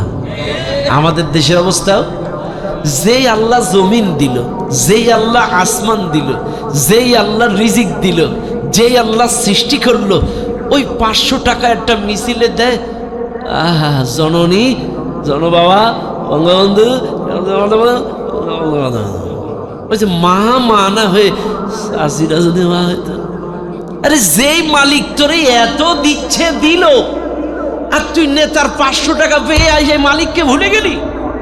এবার আসেন, এখন প্রশ্ন হলো, ছেলেটা চিন্তা করছে মা না হয়ে যদি চাচিটা মা হতো। এখন আপনাদের কাছে প্রশ্ন, ভালো করে খেয়াল করেন, যেই মা সকালে 5 টাকা দিল, যেই মা দুপুরে 5 টাকা দিল, যেই মা বিকালে 5 টাকা দিল, ওই মা কি ইচ্ছা করলে বাদ মাগরিব 5 টাকা দিতে পারতো না? পারতো। কিন্তু কেন দেয়নি? কারণ সকালের মধ্যে কল্যাণ ছিল, দুপুরের মধ্যে কল্যাণ ছিল, বিকালের মধ্যে কল্যাণ ছিল। কিন্তু শীতের সময় বাদ মাগরিব কেউ যদি আইসক্রিম খায় বাচ্চারা, এদিকে কল্যাণ না অকল্যাণ? আরো আসতে খান, কোনো বাচ্চা যদি বাদ মাগরিব শীতের সময় আইসক্রিম খায়, ওর ঠান্ডা লাগবে, গলা ফুলবে, এইবারে কি বলে টনসিল হবে, ওর জ্বর আসবে, ওর কাশি লাগবে, ওর শ্বাসকষ্ট হবে, পরের দিন স্কুলে যাইতে পারবে না।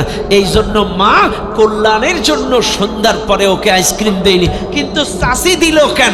চাষি করছে তুই আইসক্রিম খাবি, তোর জ্বর আসবে, সর্দি হবে, আমাশা হবে, তোর কাশি লাগবে, গলা ফুলবে, টনসিল হবে, তোর মা রাত জাগবে। এটাই তো আয়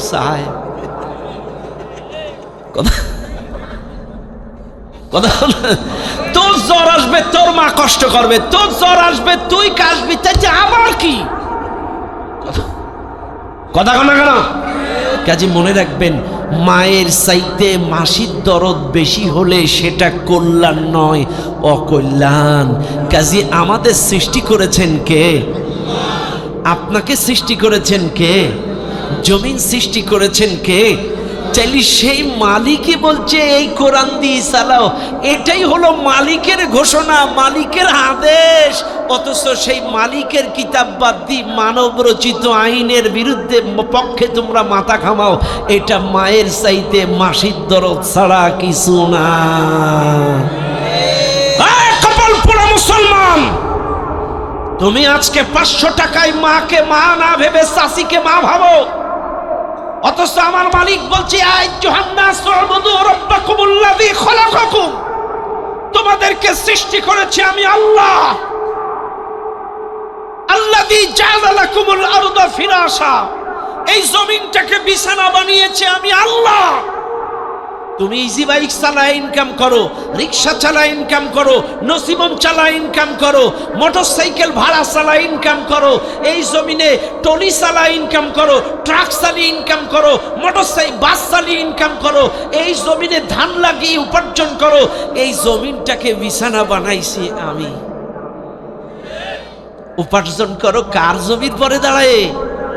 চাইলে আর জমিতে ইজি বাইক চালাবা, আর জমিতে সিএনজি চালাবা, আর জমিতে মোটরসাইকেল চালাবা, আর জমিতে ট্রাক চালাবা, বাস চালাবা, আর জমিতে ধান লাগাবা, আর গান গাবা আর একজনের। কথা বুঝেন? হ্যাঁ, চাইলে জমিন বানাইছেন কে? আসমান বানাইছেন কে? জোরে বলেন। এই যে দেখেন কি আল্লাহ আমরা পাইছি, এটা কখনো চিন্তা করছেন কি আল্লাহ আমরা পাইছি? এই দেখেন, এই ছোট্ট একটা প্যান্ডেল, সম্ভবত 40 বাই 40, তাই নাকি? আনুমানিক 40 বাই 40 আনুমানিক। 1 2 3 4 5 6 7 8 9 10 11 12 13 14 15 16 17 18 19 20 21 22 23 24 25 26টা বাঁশের উপরে, খুঁটির উপরে এই 40 বাই 40 7টা ছাউনিটা 40 বাই 40। এবার আপনারা বলেন, এই যে বিশাল আসমানটারে দেখেন, কয়টা খুঁটি দেখছেন? সুবহানাল্লাহ বলবেন না? আর জোরে বলেন না সুবহানাল্লাহ। এই আকাশটা বানাইছেন কে? এরপরে আসমান থেকে বৃষ্টি দেন কে? ওয়া আনজালা মিনাস সামাই মাআ, আসমান থেকে বৃষ্টি বর্ষণ করি আমি আল্লাহ। আমি বৃষ্টি বর্ষণ করি বলে এই জমিটা উর্বর হয়, এই জমিন থেকে ফসলের মাধ্যমে তোমাদের রিজিকের ব্যবস্থা হয়। ফাখরাজা বিহি মিনাত তামারাতি রিজকাল লাকুম, এই জমিন থেকে ফসলের মাধ্যমে তোমাদের রিজিকের ব্যবস্থা আমি আল্লাহ করে দেই। শুনে নেন আজকে এলাকার মুসলমানেরা, চাইলে আপনাকে সৃষ্টি করলো আল্লাহ, আসমান দিল আল্লাহ, বৃষ্টি দিল আল্লাহ, রিজিক দিল আল্লাহ, সব দিল আমার মালিক। ও মুসলমানেরা, এবার আপনারা বলেন তো অক্সিজেন দেন কে? আরো জোরে, এটা বিশ্বাস হয়? এই তো আমার কুমিল্লা দাউদকান্দিতে একটা মাহফিলে গেছি সেদিন। এখন আমি বলছি আপনাদের করোনা হয়েছিল কার? একটা মানুষ হাত তোলেন তো। এখন স্টেজের এক ব্যবসায়ী হাত তুলেছে, আর হয়েছিল। আইলাম আপনার হসপিটালে কয় অক্সিজেন দেওয়া লাগছিল? বলে হ্যাঁ। কয় টাকা করে ঘন্টা নিছিল? কয় ঘন্টায় 500। ঘন্টায় কত?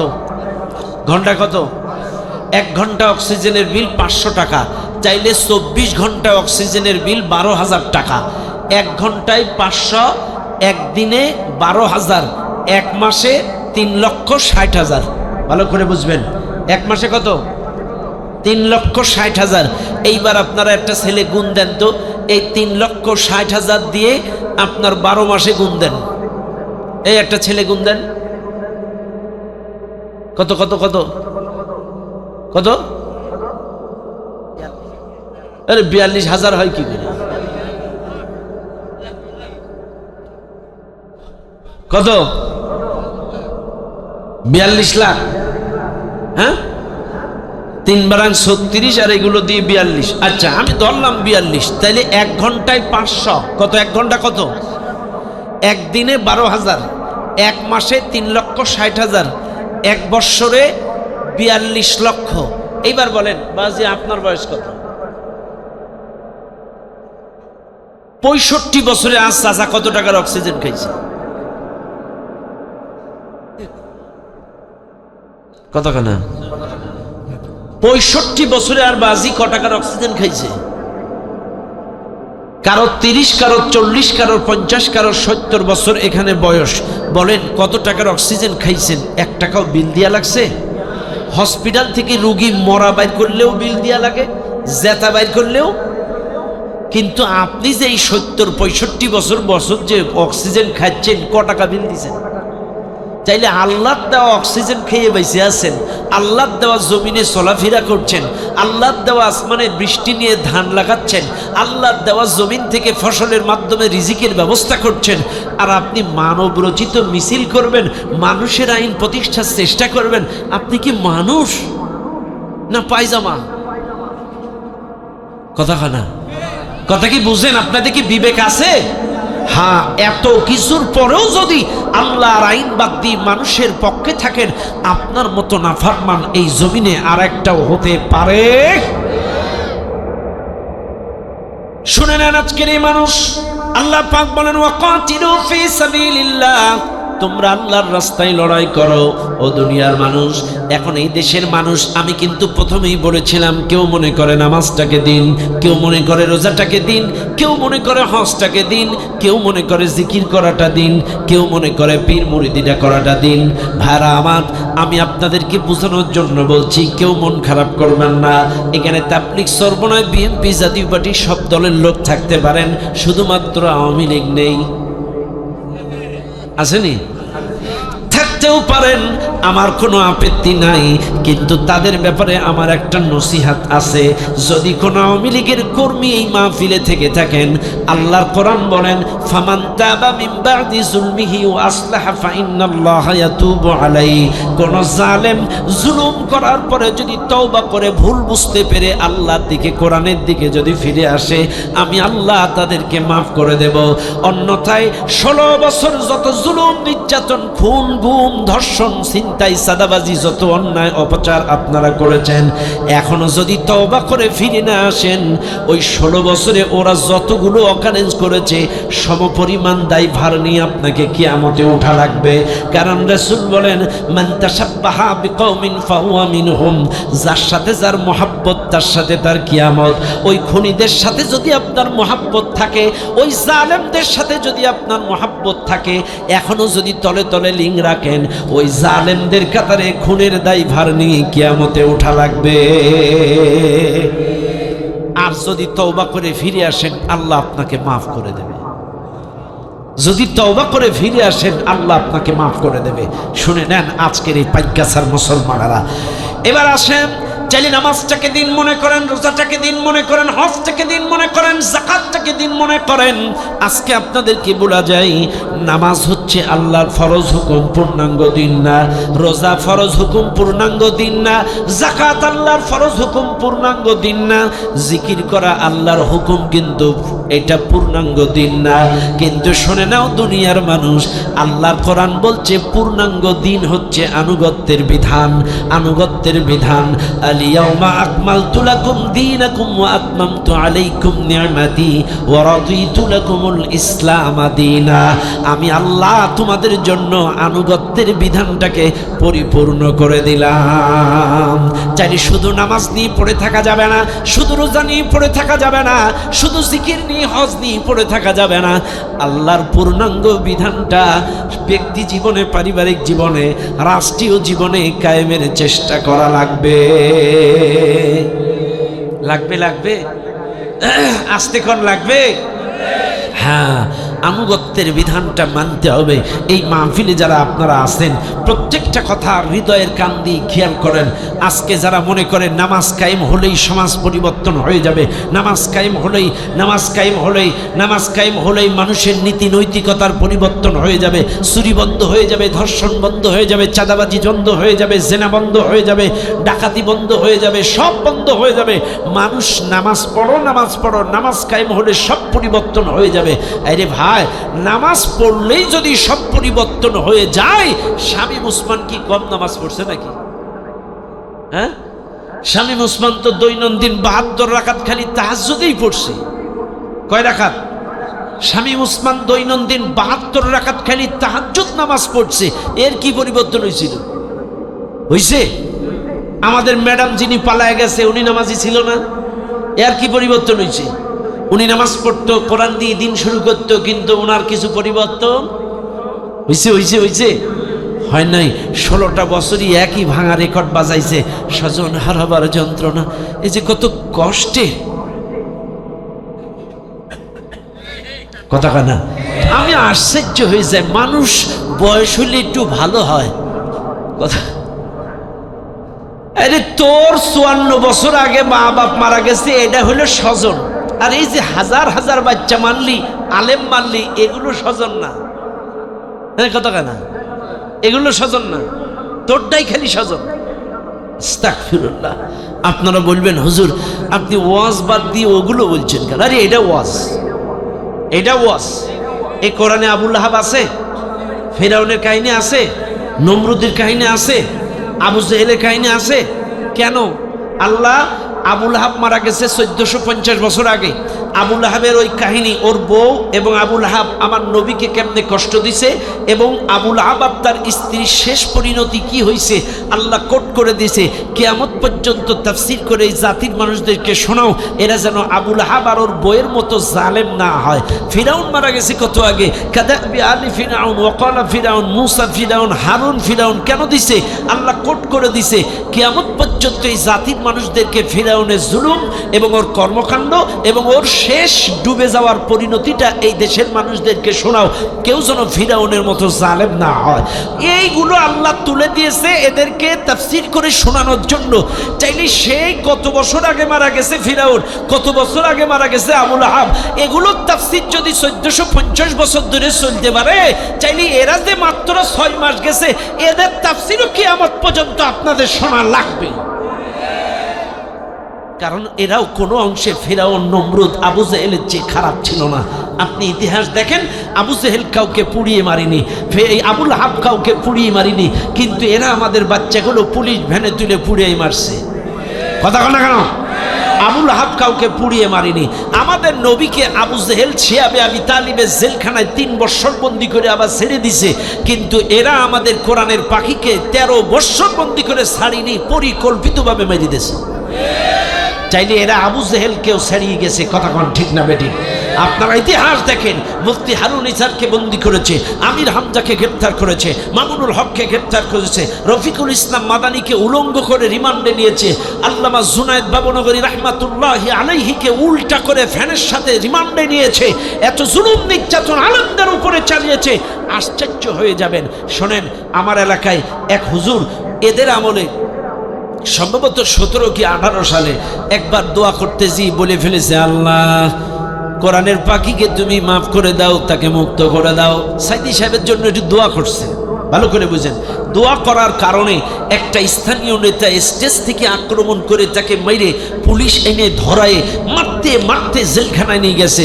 একটা পর্যায়ে জেলখানায় যায় সেই পিটাইছে। এরপরে একটা গাঁজাখোর হিরোইন খোর ধরে আনছে, এই হুজুরকে যতক্ষণ পারিস লাথি মার। হিরোইন খোর বলছে, স্যার আমি নিজে হিরোইন খাই, গুনাহ করি, আমি কোনো হুজুরের গায়ে, আলেমের গায়ে, সম্মানী ব্যক্তির গায়ে হাত তুলে গুনাহ করব না। বলছে তুই যদি না মারিস তোরে ফিডাবো। এখন ওসি এরে ফিডাই, এখন গাঁজাখোর কতক্ষণ মাইর খাবে না পেরে এই আলেমকে লাথি মারলো। এই ওসি তৎকালীন সময় স্বৈরা শাসকদের আমলে জালেম ওসি, এর নাম ছিল এমদাদুল্লাহ। এই এমদাদুল্লাহ ওসি যেই এই হিরোইন খোরদি ওই অনুসরণযোগ্য একজন বড় আলেমকে লাথি মারাইছে এলোপাতারি রক্তাক্ত করে। এরপরে শেষ বেশ একটা কাগজ এনেছে ওই ওসি একটা কাগজ এনে কাগজ দিয়ে বলছে, এই কাগজের গায়ে লেখ, তুই যদি ভবিষ্যতে কখনো সাইদির নামে দোয়া করিস তুই মায়ের বেজম্মা সন্তান। নাউজুবিল্লাহ বলবেন না? মানুষ খারাপ হয়, এটা তো আবু লাহাবও তো এত খারাপ ছিল না, আবু জেহেলও তো এত খারাপ ছিল না। এরপরেও কিছু লোক বলবে এর চাইতে উড়ায়। আমি মনে করি ওদের বিবেকে কুত্তাই পোশাক করে দিয়েছে। কথা কন। এরা বান্ডেল খাইতে পারছে না, লুচ্চামি করতে পারছে না, যা ইচ্ছা তাই করতে পারছে না। এই জন্য চাইতে কথা কন। কাজী খবরদার, আপনার বিবেক কাছে মনুষ্যত্ব আছে, ফিরে আসেন তওবা করে আল্লাহর দিকে। এরা যে জুলুম আমাদের উপরে চালিয়েছে, এই জুলুম যদি আমি আলোচনা করি ঘন্টার পর ঘন্টা বলতে পারবো। কথা কন ঠিক না বেটি? আর মুসলমানেরা কষ্ট পাচ্ছেন না তো আপনারা? চলবে 11:30 বাজে। হ্যাঁ, সম্মানিত ভাইরা আমার, এই জন্য কে কন্দল করেন জানি না, কখনো জালেম হবেন না, কখনো জুলুম করবেন না। কারণ মনে রাখবেন, আপনার কথার দ্বারা, ব্যবহারের দ্বারা, অর্থের দ্বারা, ক্ষমতার দ্বারা, রাজনীতির দ্বারা কোনো মানুষের যদি চোখের পানি পড়ে, কোনো মানুষ যদি জুলুমের শিকার হয়, কোনো মানুষ যদি বাড়ি ছাড়া, ঘর ছাড়া, এলাকা ছাড়া হয়, আল্লাহর নবী বলেন মাজলুমের বদদুয়া আর আল্লাহর মধ্যে কোনো পর্দা থাকে না। মাজলুম যখন দোয়া করে আল্লাহর সমস্ত পর্দা সরে যায়, মাজলুমের বদদুয়া কবুল হয়ে যায়। কাজী কোনো মানুষ যদি মিথ্যাভাবে কোনো মানুষের উপরে কোনো মিথ্যা অপবাদ চাপায়, এটাও কিন্তু তারপরে জুলুম, এটাও কিন্তু জুলুম। কাজী মিথ্যা অপবাদ দিয়ে কাউকে কটাক্ষ করার, খাটো করার, ছোট করার চেষ্টা করবেন, এটাও কিন্তু জুলুম। ভাইরে, এমন জীবন তুমি করো গঠন, মরিয়া হাসিবে তুমি কাঁদিবে ভুবন। ভাইরে, আজকে দেখেন কোরআনের পাখি মারা গেছে 14ই আগস্টে। কোরআনের পাখির জন্য পাড়া মহল্লায়, গ্রামে গঞ্জে মানুষ হৃদয়ের গহীন থেকে দোয়া করেছে, টাকা, পকেটের টাকা বাইর করে দোয়া করেছে, মসজিদে মাহফিল করে, মিলাদ করে দোয়া করেছে। আর আপনাদের যে উনি মারা গেছিল 15ই আগস্টে, ওনার জন্য পিস্তল ধরে পা দিয়ে গলায় সেফে ঠেকে দিয়ে মোড়ে মাইক বাজাইছেন। তাও আবার অনেক নেতা বলেছে আল্লাহ ওনাকে জাহান্নামের ভালো স্থানে রেখো। কথা কন। চাইলে জোর করে দোয়া করার পরেও দোয়া করছে জাহান্নামের দোয়া। আর আমাদের কোরআনের পাখির জন্য দোয়া করছে কিসের দোয়া? একটা ভুল দোয়া করছে এমন একটা রেকর্ড আপনারা দেখান, কিন্তু একাধিক জাহান্নামের দোয়া করছে আমাদের কাছে প্রমাণ আছে। কথা কন না কেন? কাজী ইজ্জতের মালিক কে? আল্লাহ আছে। কাজী এমন জীবন তুমি করো গঠন, মরিয়া হাসিবে তুমি কাঁদিবে ভুবন। আজকে আল্লাহওয়ালা, কোরআনওয়ালা, নবীওয়ালা, ইসলামওয়ালা মানুষগুলো মারা গেলে মানুষ দোয়া করে। ভালো মানুষ যদি এলাকার মানুষ মারা যায় দোয়া করে, আর ওদের দলের কেউ মরে গেলে কয় আলহামদুলিল্লাহ। কথা কয় না? কাজী এমন জীবন গঠন করেন না, আপনার ছেলেটা রাস্তা দিয়ে যাবে, বলবে ওই জালেমের বাচ্চা যাচ্ছে। কথা কন না কেন? এরকম বলে গালিগালাজ করবে। এই জন্য খবরদার, এমন জীবন তুমি করো গঠন, মরিয়া হাসিবে তুমি কাঁদিবে ভুবন। কথা কন ঠিক আছে না নাই? বাইরা আমার, এবার আসেন, আল্লাহর কোরআন বলেন ওয়াকাতিলু ফি সাবিলিল্লাহ। চাইলে আমি আপনাকে আল্লাহর রাস্তা চিনালাম, আল্লাহর রাস্তায় লড়াই করবেন কেন তাও বলে দিলাম। আল্লাহর আইন প্রতিষ্ঠার রাস্তাই কোরআনের রাস্তা। শুধু নামাজটাই আল্লাহর রাস্তা এটা কিন্তু ভুল। যে বা যারা বলে নামাজ পড়লেই সমাজ পরিবর্তন হবে, ভুল। ম্যাডাম নামাজ পড়েছে সমাজ পরিবর্তন হয় নাই, শামীম ওসমান নামাজ পড়েছে সমাজ পরিবর্তন হয় নাই, ওই যে দরবেশ বাবা কি সুন্দর দাড়ি নামাজ পড়েছে সমাজ পরিবর্তন করতে পারে নাই। এরপরে আপনারা দেখেন বাইতুল মুকাররমের খতিব, উনি তো একজন আলেম মানুষ, 5 ওয়াক্ত নামাজ পড়ছে, উনি পরিবর্তন হয়নি। সিরিয়ার দিকে তাকান, সিরিয়ার স্বৈরা শাসক বাশার আল আসাদ পালায় গেল, 24 বছর স্বৈরা শাসন চালানোর পর পালায় গেল, কিন্তু সিরিয়ার কোনো মসজিদের ইমাম বা খতিব পালায়নি। আফগানিস্তানের দিকে তাকান, আফগানিস্তানের 20 বছরের স্বৈরা শাসক আশরাফ আল গনি, সেও পালাইছে, কিন্তু আফগানিস্তানের কোনো মসজিদের ইমাম বা খতিব পালায়নি। কিন্তু বাংলাদেশের দিকে তাকান, আমাদের স্বৈরা শাসক পালাইলো, তুই হুজুর মানুষ তুই পলালি কেন? তাহলে তুই ওই গোয়ালের গরু, কথা কন, কথা কন, তুই পালালি কেন? সিরিয়ার কোনো ইমাম পালাইনি, খতিব পালাইনি, আফগানিস্তানের কোনো মসজিদের ইমাম পালাইনি, তুই পালালি কেন? চাইলে বোঝা দেয় তুই চাটুকারী ইমাম। আমাদের দেশে এরকম ছিল না তো? ছিল? হ্যাঁ, এই চাটুকারী কিছু হুজুর একটা মাহফিলও ওদের বন্ধ হয়নি, কথা কন না কেন? একটা মাহফিল ওই চাটুকারী বক্তাদের, চাটুকারী ইমামদের মাহফিল বন্ধ হয়নি, ওদের কোনো সমস্যা স্পর্কে পড়েনি। আমি আজকে আশ্চর্য হয়ে যাই, আজকে না হয় সাধারণ এই নেতা নেত্রীদের নাই একটু নীতি নৈতিকতা, ওরা এলেম নেই, কিন্তু বাইতুল মুকাররমের ইমাম তুই, একজন মুহাদ্দিস মালিক সাহেব, এর মধ্যে একটা মানুষ হয় বাংলাদেশে, এত বড় একজন শাইখুল হাদিস, তিনি আসছে জুমা পড়াইতে, ও গেছে এবার লোকজন নিয়ে দখল করতে। মসজিদ কি দখল করার জায়গা? পাটপার। ওই ম্যাডামকে জননী উপাধি দিছিল কিন্তু এই রুহুল আমিন, কথা কন না? ম্যাডামকে জননী উপাধি দিছিল কে? এই জননী উপাধি দিছিল এই রুহুল আমিন। তো আমি বলি, তোরা কারে জননী বানালি? বাচ্চাগুলো এতিম করে চলে গেল। মা কখনো বাচ্চা ফেলে যায় নাকি? কারে জননী বানালি? হ্যাঁ,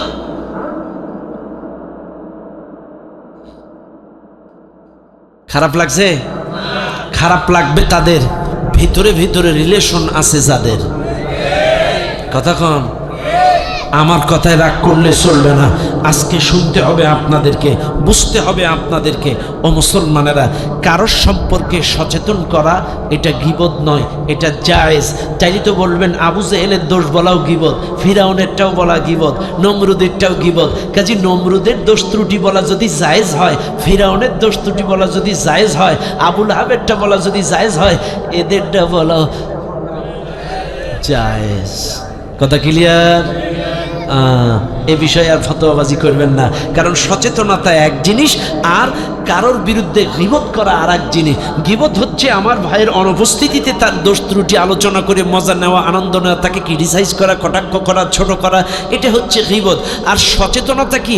ওরা ওর সাথে বেড়ায়ও না, ও ইসলাম বিরোধী, এটা সচেতনতা। ওর সাথে বেড়ায়ও না, ওর চরিত্র খারাপ, এটা সচেতনতা। ওর সাথে বেড়ায়ও না, ও কোরআন বিরোধী, এটা সচেতনতা। ওর সাথে বেড়ায়ও না, ও দুর্নীতিবাজ, এটা সচেতনতা।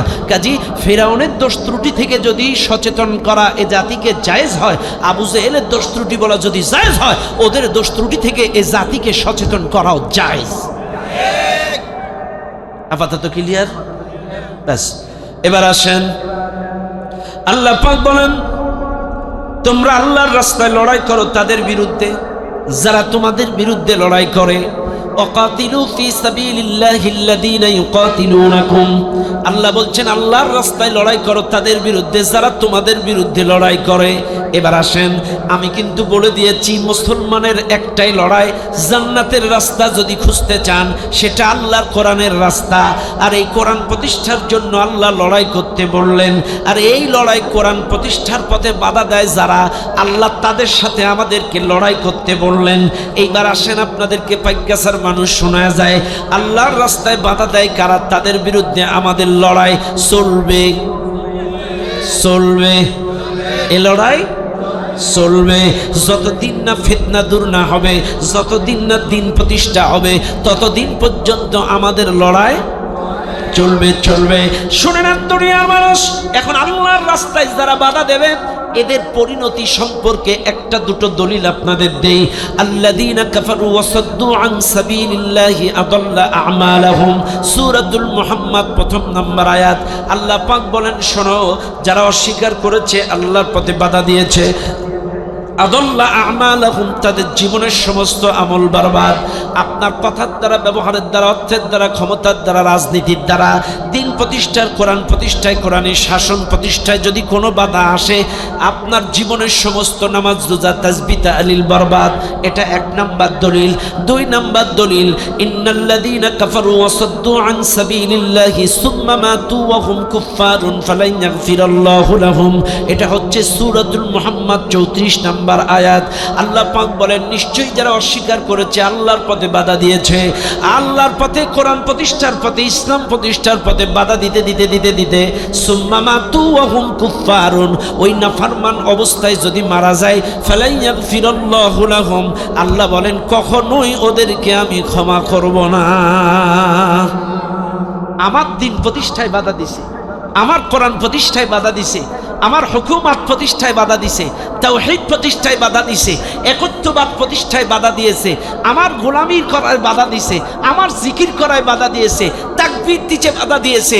ওরা যদি ওই নাফরমান অবস্থায় মারা যায়, ফালাই ইয়াগফিরাল্লাহু লাহুম, ওদেরকে কখনোই ক্ষমা করব না।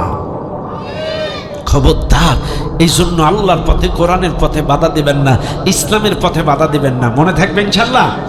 এবার আসেন, বাধা দিচ্ছে কারা কারা, একটা একটা করে একটু ধরাই।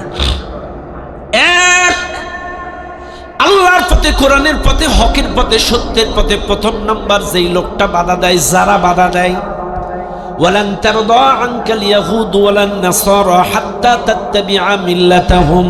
এক নাম্বার ইহুদি, খ্রিস্টান, বেজাতি, বেধর্মীয় যারা, এরাই আমাদের দিন প্রতিষ্ঠায়, কোরআন প্রতিষ্ঠায়, হক প্রতিষ্ঠায়, সত্য প্রতিষ্ঠায় বাধা দেয়। এবার আপনারা বলবেন, হুজুর একটু বুঝে এখন এরা কেমনে বাধা দেয়? আমাদের দেশে তো ইহুদির সংখ্যা কম, আমাদের দেশে খ্রিস্টানদের সংখ্যা কম, আমাদের দেশে বৌদ্ধর সংখ্যা কম, আমাদের দেশে হিন্দুর সংখ্যা কম, ওরা অল্প মাত্র 12 বা 13%, আর বাদ বাকি 88% মুসলমান। কাজে এতগুলো মুসলমানের দেশে ওরা কেমনে বাধা দেয়? এইবার শুনে নেন, ওরা বাধা দেয় এই কারণে, ওদের লক্ষ্য উদ্দেশ্য হলো অর্থনীতি, রাজনীতি, সমাজনীতি, শিক্ষানীতি, সংস্কৃতি, সভ্যতায় সব কিছুতে ওদের আমাদেরকে আনুগত্য করা লাগবে। অর্থনীতিতে ওদের আনুগত্য করা লাগবে, রাজনীতিতে ওদের আনুগত্য করা লাগবে, শিক্ষানীতিতে ওদের আনুগত্য করা লাগবে, সংস্কৃতিতে ওদের আনুগত্য করা লাগবে। কোন জাতি, কোন মুসলিম যখন ইহুদি, খ্রিস্টান, হিন্দুদের অনুকরণ ছেড়ে দেয়, তখনই তারা তাদের বিরোধিতা করা শুরু করে দেয়। এবার আসেন, আপনাদের বোঝায়, আপনারা বলবেন, হুজুর তাইলে ওরা কি দেশ দখল করবে না? এখন আর দখলদারিত্বের সময় নাই, এখন আর দখলদারিত্বের যুদ্ধ নাই, এখন যুদ্ধ হলো সভ্যতা, সংস্কৃতির যুদ্ধ। শুনে নেন দুনিয়ার মানুষ, একটা সময় দখলদারিত্বের যুদ্ধ ছিল ইসলামের প্রাথমিক ইতিহাস। তখন দখলদারিত্বের যুদ্ধ এরিয়া বিজয় করত, মক্কা বিজয় করত, মদিনা বিজয় করত, তাবুক বিজয় করত, খন্দক বিজয় করত, রোম বিজয় করত, পারস্য বিজয় করত। একটা সময় দখলদারিত্বের যুদ্ধ ছিল, এরিয়া দখল করার। কিন্তু গোটা পৃথিবীতে এখন আর দখলদারিত্বের যুদ্ধ নাই, এখন যুদ্ধটা হলো সভ্যতা, সংস্কৃতির যুদ্ধ।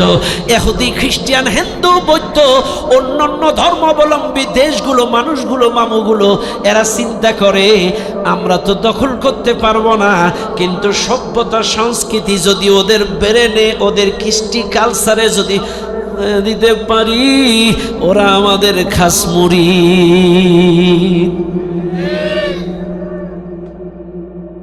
দেখেন, 30-এর নিচে যতগুলো যুবক এই মাহফিলে আছে, এদের মাথার চুল কাটার স্টাইলগুলো চেক করেন।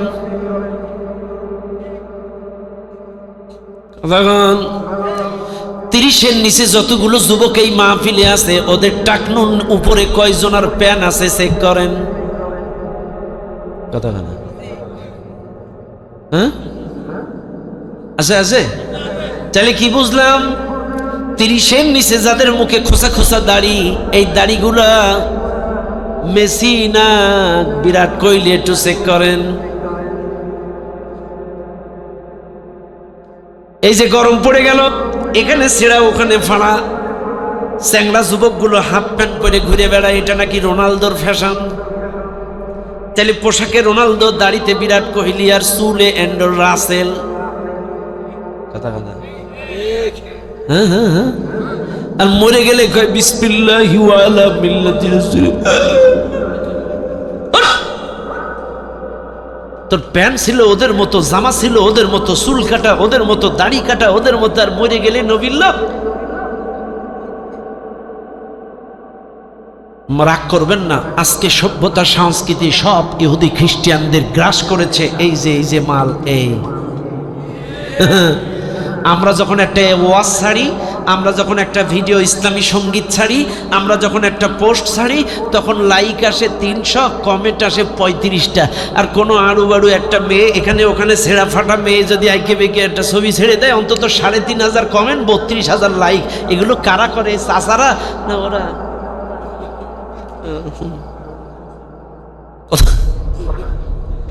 আরে আমাদের যখন ওয়াজ নসিহত গজল আসে খালি ঠেলে ঠেলে ঠেলে, আর যখন কোন চ্যাংড়া চ্যাংড়ি ছবি আসে তখন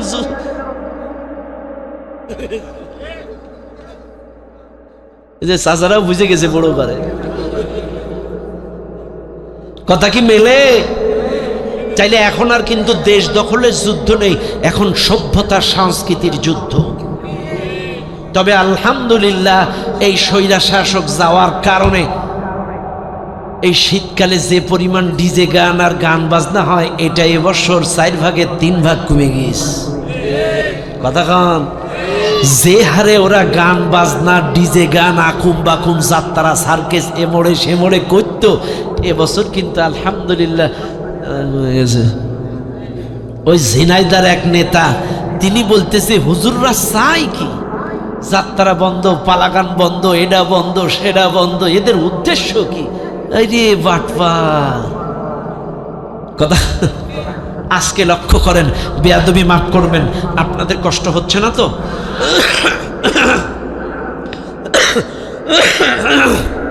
আপনাদেরকে বোঝানোর জন্য বলছি, চা লাগবে না, এখন একটু ঠান্ডা গরম তো, ঠান্ডা লেগে গেছে আর কি। তাইলে লক্ষ্য করেন, তাইলে এখন কিন্তু সভ্যতা সংস্কৃতির যুদ্ধ। আজকে আপনারা যদি, এই জন্য আমি কিন্তু মাঝে মাঝে দোয়া করি, আল্লাহ শীতকালটা 12 মাস দাও। বিশ্বাস করেন, আমি অনেক মাহফিলে দোয়া করেছি, আল্লাহ শীতকাল 12 মাস দাও। এখন অনেকে কয় হুজুর এই দোয়া করেন কেন? দেখেন, এই দোয়া করি আর চেয়ারম্যানের জন্য। এই দোয়া করি কেন? এই দোয়া করার কারণ, শীতকাল যদি 12 মাস থাকে, আমাদের মেয়েরাও পাতলা পাতলা ছেঁড়া ফাটা জামা গায়ে দেবে না, ছেলেগুলো আর হাফ প্যান্ট পরবে না। কথা কান, শীতকাল যদি 12 মাস থাকে, সবাই মোটা মোটা জামা কাপড় পরবে, পর্দা করবে, এবং হচ্ছে কি বলে, জামা কাপড়ের পরে সোয়েটার, সোয়েটারের পরে জ্যাকেট, এরপরে মুখ ঢাকবে, সব ঢাকবে, এরপরে ছেলেগুলো আর হাফ প্যান্ট পরবে না। এই জন্য শীতকাল 12 মাস থাকলে পর্দা বাড়বে। কথা কান ঠিক না বেঠিক? গরম যেতে বেশি আসবে, চাইলে দেখবেন এই বেপর্দার সংখ্যা বেড়ে যায়। কথা কান ঠিক আছে না নাই? বাইরা আমার আসেন, বাইরা আমার, চাইলে 1 নাম্বার সভ্যতা সংস্কৃতিতে যখন ইহুদি, খ্রিস্টান, হিন্দু, বৌদ্ধ বিজাতিদের ইত্তেবা, অনুসরণ, অনুকরণ না করবেন, তখনই তারা আপনাদের বিরোধিতা করবে। তাকান ইরাকের দিকে যদি আপনারা তাকান, ইরাকের সাদ্দাম মামু ভালো না খারাপ? খুব ভালো একটা সিংহ পুরুষ ছিল। সভ্যতা সংস্কৃতিতে আমেরিকার ইত্তেবা, অনুসরণ, অনুকরণ যখন ছেড়ে দিল, মুসলিম সভ্যতা সংস্কৃতি অনুযায়ী দেশ চালালো, তখন বুশ চিন্তা করলো, এই ইরাক আমাদের এখন আর ঠাকুর মানে না, গুরু মানে না, এখন ইরাকে একটু তছনছ করব। কিন্তু কেমনে করব? এমনি এমনি কাউকে দোষ চাপানো যায় না, মারা যায় না, একটা কলঙ্ক দিয়ে মারতে হবে। কি কলঙ্ক দেওয়া যায়? আমেরিকার বুশ কলঙ্ক দিল, ইরাকে পারমাণবিক বোমার কারখানা আছে। মিথ্যা কলঙ্ক দিল, জাতিসংঘকে ভুল বোঝালো, আমি হামলা করতে চাই, পারমাণবিক কারখানা আছে ইরাকে। আসলে ছিল না, এটা মিথ্যা কলঙ্ক। এই অজুহাতে ইরাককে তছনছ করবে। জাতিসংঘ বলছে বুশ তুমি ঠান্ডা হও, আমরা তদন্ত টিম পাঠাচ্ছি। জাতিসংঘের তদন্ত টিম এসে ইরাককে তছনছ করে উলট পালট করে তদন্ত করে বুশকে রিপোর্ট দিল, বুশ আসলে ইরাকে পারমাণবিক কোনো অস্ত্র নাই, কারখানা নাই, তোমার ধারণা ভুল। কিন্তু বুশ বলছে আছে, কারণ এটা তো মারার মাত্র কলঙ্ক।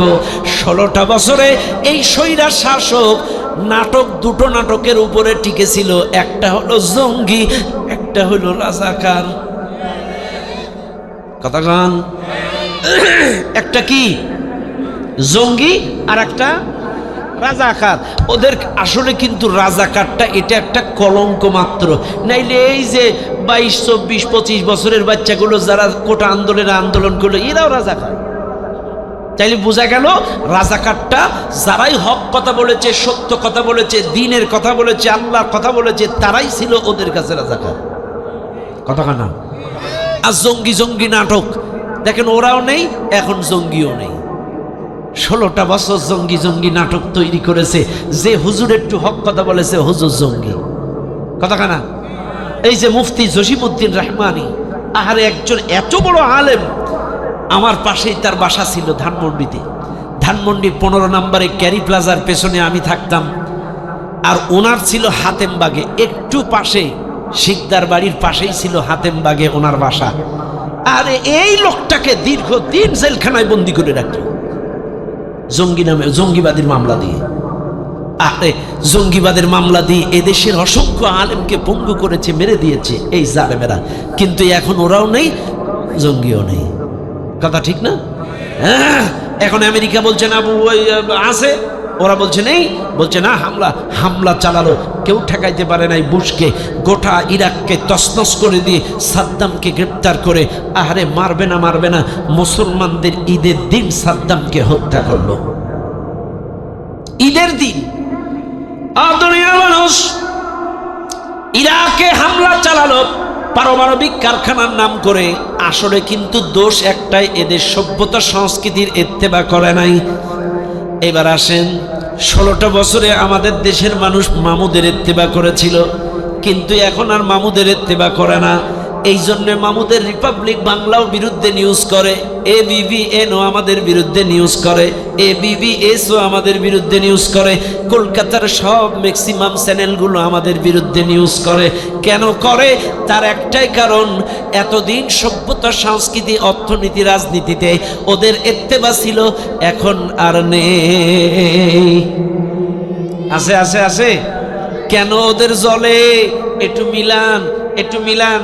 দেখেন, আগে পেঁয়াজ আসতো মামুদের দেশ থেকে, রসুন আসতো দেশ থেকে, জিরা আসতো, চিনি আসতো, আলু আসতো। কিন্তু এখন একটু সম্পর্ক খারাপ হওয়ায় এই চিনি আসতেছে পাকিস্তান থেকে, তুরস্ক থেকে, রাশিয়া থেকে, বিভিন্ন দেশ থেকে এখন খাদ্য খাবার পাঠাচ্ছে। এখন অর্থনৈতিকভাবে ওদের পেঁয়াজ উৎপাদন 2 টাকা কেজি বিক্রি হচ্ছে, উৎপাদন খরচ ওঠে নাই। এখন এগুলো আর আমাদের কাছে পাঠাতে পারছেন না, এই জন্যে মামুদের জলে। কতক্ষণ জলে চাইলে গেল বাণিজ্যিকভাবে মামুদের জলে। আরে ভাই, আরো জ্বলবে ওরা যদি এখনো সম্পর্ক ঠিক না করে। আমরা কারোর সাথে সম্পর্ক খারাপ করতে চাই না। একটা দেশ চালাতে গেলে এককভাবে দেশ চলে না, পররাষ্ট্রনীতির প্রয়োজন হয়, বাণিজ্যিক সম্পর্ক, কূটনৈতিক সম্পর্ক দরকার হয়। আমরা চাই তোমাদের সাথে সম্পর্ক হোক, কারণ তোমরা প্রতিবেশী দেশ। কিন্তু প্রভু কৃতদাসের সম্পর্ক হবে না, সম্পর্ক হবে বাণিজ্যিক, কূটনৈতিক, যতটুকু প্রয়োজন। কথা কন না কেন? এবার আসেন, এখন তাইলে বাণিজ্যিকভাবে আরো খারাপের দিকে যাবে কেন? ওই যে দেখেন, ওই যে একটা হিরো গাড়ি, আমার ভাইয়ের হলো প্লাটিনা গাড়ি, এখানে যত লোক মোটরসাইকেল চালান সব মামুদের দেশের গাড়ি। এখন বাণিজ্যিকভাবে আগামীতে যদি মোটরসাইকেলও বন্ধ হয়ে যায়, জাপান দেবে, রাশিয়া দেবে, চীন দেবে, পাকিস্তান দেবে, চাইলে মামুদের মোটরসাইকেল তো আমেরিকা চালায় না, জাপান চালায় না, চীন চালায় না, আমরাই চালাই। কথা কান, লস কাদের হবে? এই জন্য জলে। কথা কান, এই যে আমাদের দেশের লোকগুলো মাঝে মাঝে যে ওদের হসপিটালে চিকিৎসা নিত, ডাক্তার দেখাতো, ওষুধ নিয়ে আসতো, এটা কার লাভ হইতো? এখন আর লোক যাচ্ছে না, চিকিৎসা নিতে পারছে না। এখন ওদের হসপিটালে 30% ডিসকাউন্ট, 40% ডিসকাউন্ট, ফার্মেসিগুলো বন্ধ, হসপিটালগুলো রোগী নাই। এই জন্য কথা কান। এইবার নিউ মার্কেটে আসেন, কলকাতায় নিউ মার্কেটে আমরাই মার্কেট করতাম। জামা কাপড়, শাড়ি, চুড়ি, কসমেটিক্স, বউ বাচ্চার জন্য সব এই বাংলাদেশের সাতক্ষীরা, খুলনার, কয়রার, পাইকাসার এই দক্ষিণবঙ্গের মানুষগুলো মার্কেট করতে ওখান থেকে। কিন্তু এখন আর যাচ্ছে না নিউ মার্কেটে, হাতে হারিকেন। এই জন্য কথা কান। এইবার আসেন শিক্ষানীতিতে যাই। শিক্ষানীতিতে মামুদের হস্তক্ষেপ এখন আর নাই। 24-এর পাঠ্যপুস্তক বানাইছিল মামুদের দেশ থেকে। 35,000 কোটি টাকা দিয়ে বই ছাপাইছিল ইন্ডিয়া থেকে। 35,000 কোটি টাকা দিয়ে বই ছাপাইছিল 1 থেকে 10 পর্যন্ত। এখন আপনারা অনেকেই বলবেন যে হুজুর তাতে ক্ষতিটা কি হয়েছে? হ্যাঁ, ক্ষতি কি হয়েছে? বাংলাদেশে এসে দেখেন, এই বইয়ের মধ্যে সমকামিতা ছিল, এই বইয়ের মধ্যে মূর্তির ছবি ছিল, এই বইয়ের মধ্যে ঢোল তবলা ছিল, এই বইয়ের মধ্যে নৃত্য ছিল। এগুলো দাখিল মাদ্রাসার বইয়ের মধ্যে প্রতিমা, নৃত্যের ছবি। এই সমকামিতার কাহিনী ক্লাস 7-এর বইয়ের মধ্যে সমকামিতা। এখন আমরা চিন্তা করলাম, আরে মুসলমানের দেশে সমকামিতা কেন? তখন গবেষণা করে দেখা গেল বইগুলো তো মামুদের দেশ থেকে আসছে। এই জন্য মামুরা তাদের সভ্যতা, সংস্কৃতি মনে তুলি দিয়ে বইয়ের মধ্যে লিখে দিয়েছে। কথা কান। এবার আসেন 25-এর পাঠ্যপুস্তক কিন্তু মামুদের দেশ থেকে আসেনি, এটা বাংলাদেশ থেকে ছাপানো হয়েছে। চাইলে এগুলো লস, এই জন্য মামুদের। কথা কান। এবার আসেন ইউরোপীয় ইউনিয়ন 27টা দেশ, পোল্যান্ড সহ বিভিন্ন 27টা দেশ ইউরোপীয় ইউনিয়নের।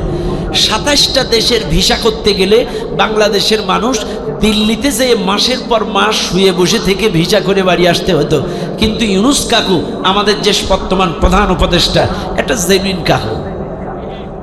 আরে যখন যার দরকার আল্লাহ ঠিক জায়গা মতো একটা কাকু মিলাই দিছে। শোনেন, দোষ ত্রুটির ঊর্ধ্বে কেউ নয়, কিন্তু যেই টাইমে যাকে দরকার আল্লাহ তাকে দিয়ে দিয়েছে। ভাইরে, যে অর্থনৈতিক অবস্থা বর্তমান বাংলাদেশে, বিশ্বাস করেন এই অর্থনৈতিক অবস্থা একমাত্র কোরআনী শাসন ব্যবস্থা ছাড়া এটা কাভার করা অন্তত 50 বছরে সম্ভব নয়। এবার বলবেন, তাইলে আপনি ইউনুস কাকুর প্রশংসা করছেন কেন? হ্যাঁ, ইউনুস কাকুর প্রশংসা করছি এই কারণে, কারণ ইউনুস কাকু যদি থাকে, বিভিন্ন দেশের সাথে তার রিলেশন, বাণিজ্যিকভাবে বিভিন্ন দেশের মানুষগুলো ডেকে এনে ব্যবসা করাবে, আমাদের দেশে ইনভেস্ট করবে, আমাদের বেকার যুবকগুলো চাকরি পেয়ে যাবে, আমার দেশের সব ট্যাক্স বেড়ে যাবে, আমার দেশের এই অর্থনৈতিক অবস্থা খারাপ থাকবে না। কথাক্ষণ ঠিক না বেটি? কিন্তু ইউনুস কাকুরে অনেক মানুষ চিনল না ক্ষমতার মোহে পড়ে। বিশ্বাস করেন, ইউনুস কাকু যদি 5টা বছর থাকতে পারে, দেশের চেহারা পাল্টে যাবে। কথাক্ষণ ঠিক কিনা? কিন্তু মানুষ কাকুরে চিনল না। কাকু দেখেন কত বড় মানুষ। 27টা ইউরোপীয় ইউনিয়নের রাষ্ট্রদূতকে এক মেসেজ মেরে দিয়েছে 27টার, কাকুরা তোমাদের সাথে দেশে কথা আছে আইসো। 27টা ইউরোপীয় ইউনিয়নের রাষ্ট্রদূত একদিনে এসে হাজির। বলছে, কাকু বলেন কি করা লাগবে? ইউনুস কাকু বলছে, দেখেন আমরা 27টা দেশের ভিসা নিতে দিল্লি যে মাসের পর মাস শুয়ে বসে থেকে ভিসা করা লাগে, আমরা এখন থেকে দিল্লি যাব না, এই 27টা দেশের ভিসা বাংলাদেশ থেকে দেওয়া লাগবে।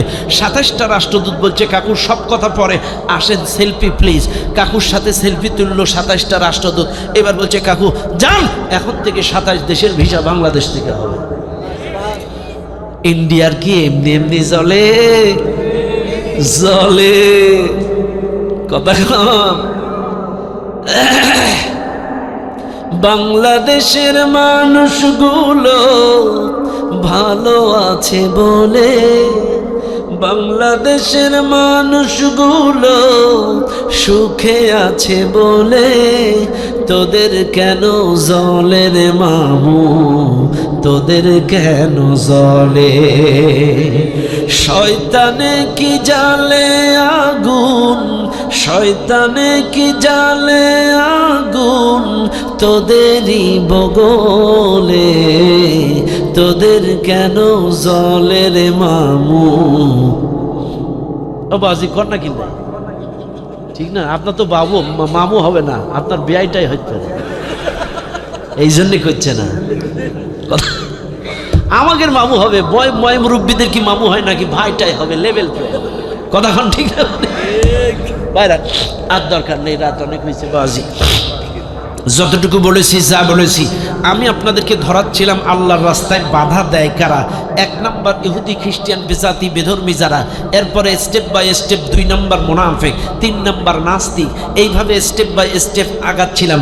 যতটুকু বলেছি, যা বলেছি, আজকের প্রত্যেকটা কথা আল্লাহ তাআলা আমার আপনার বাস্তব জীবনে আমল করে এই প্রত্যেকটা কথা আমল করে ইহকালের শান্তি পরকালের মুক্তি অর্জন করার তৌফিক দান করুন। চিৎকার মেরে বলেন আল্লাহুম্মা আমিন, আর জোরে বলেন আল্লাহুম্মা আমিন।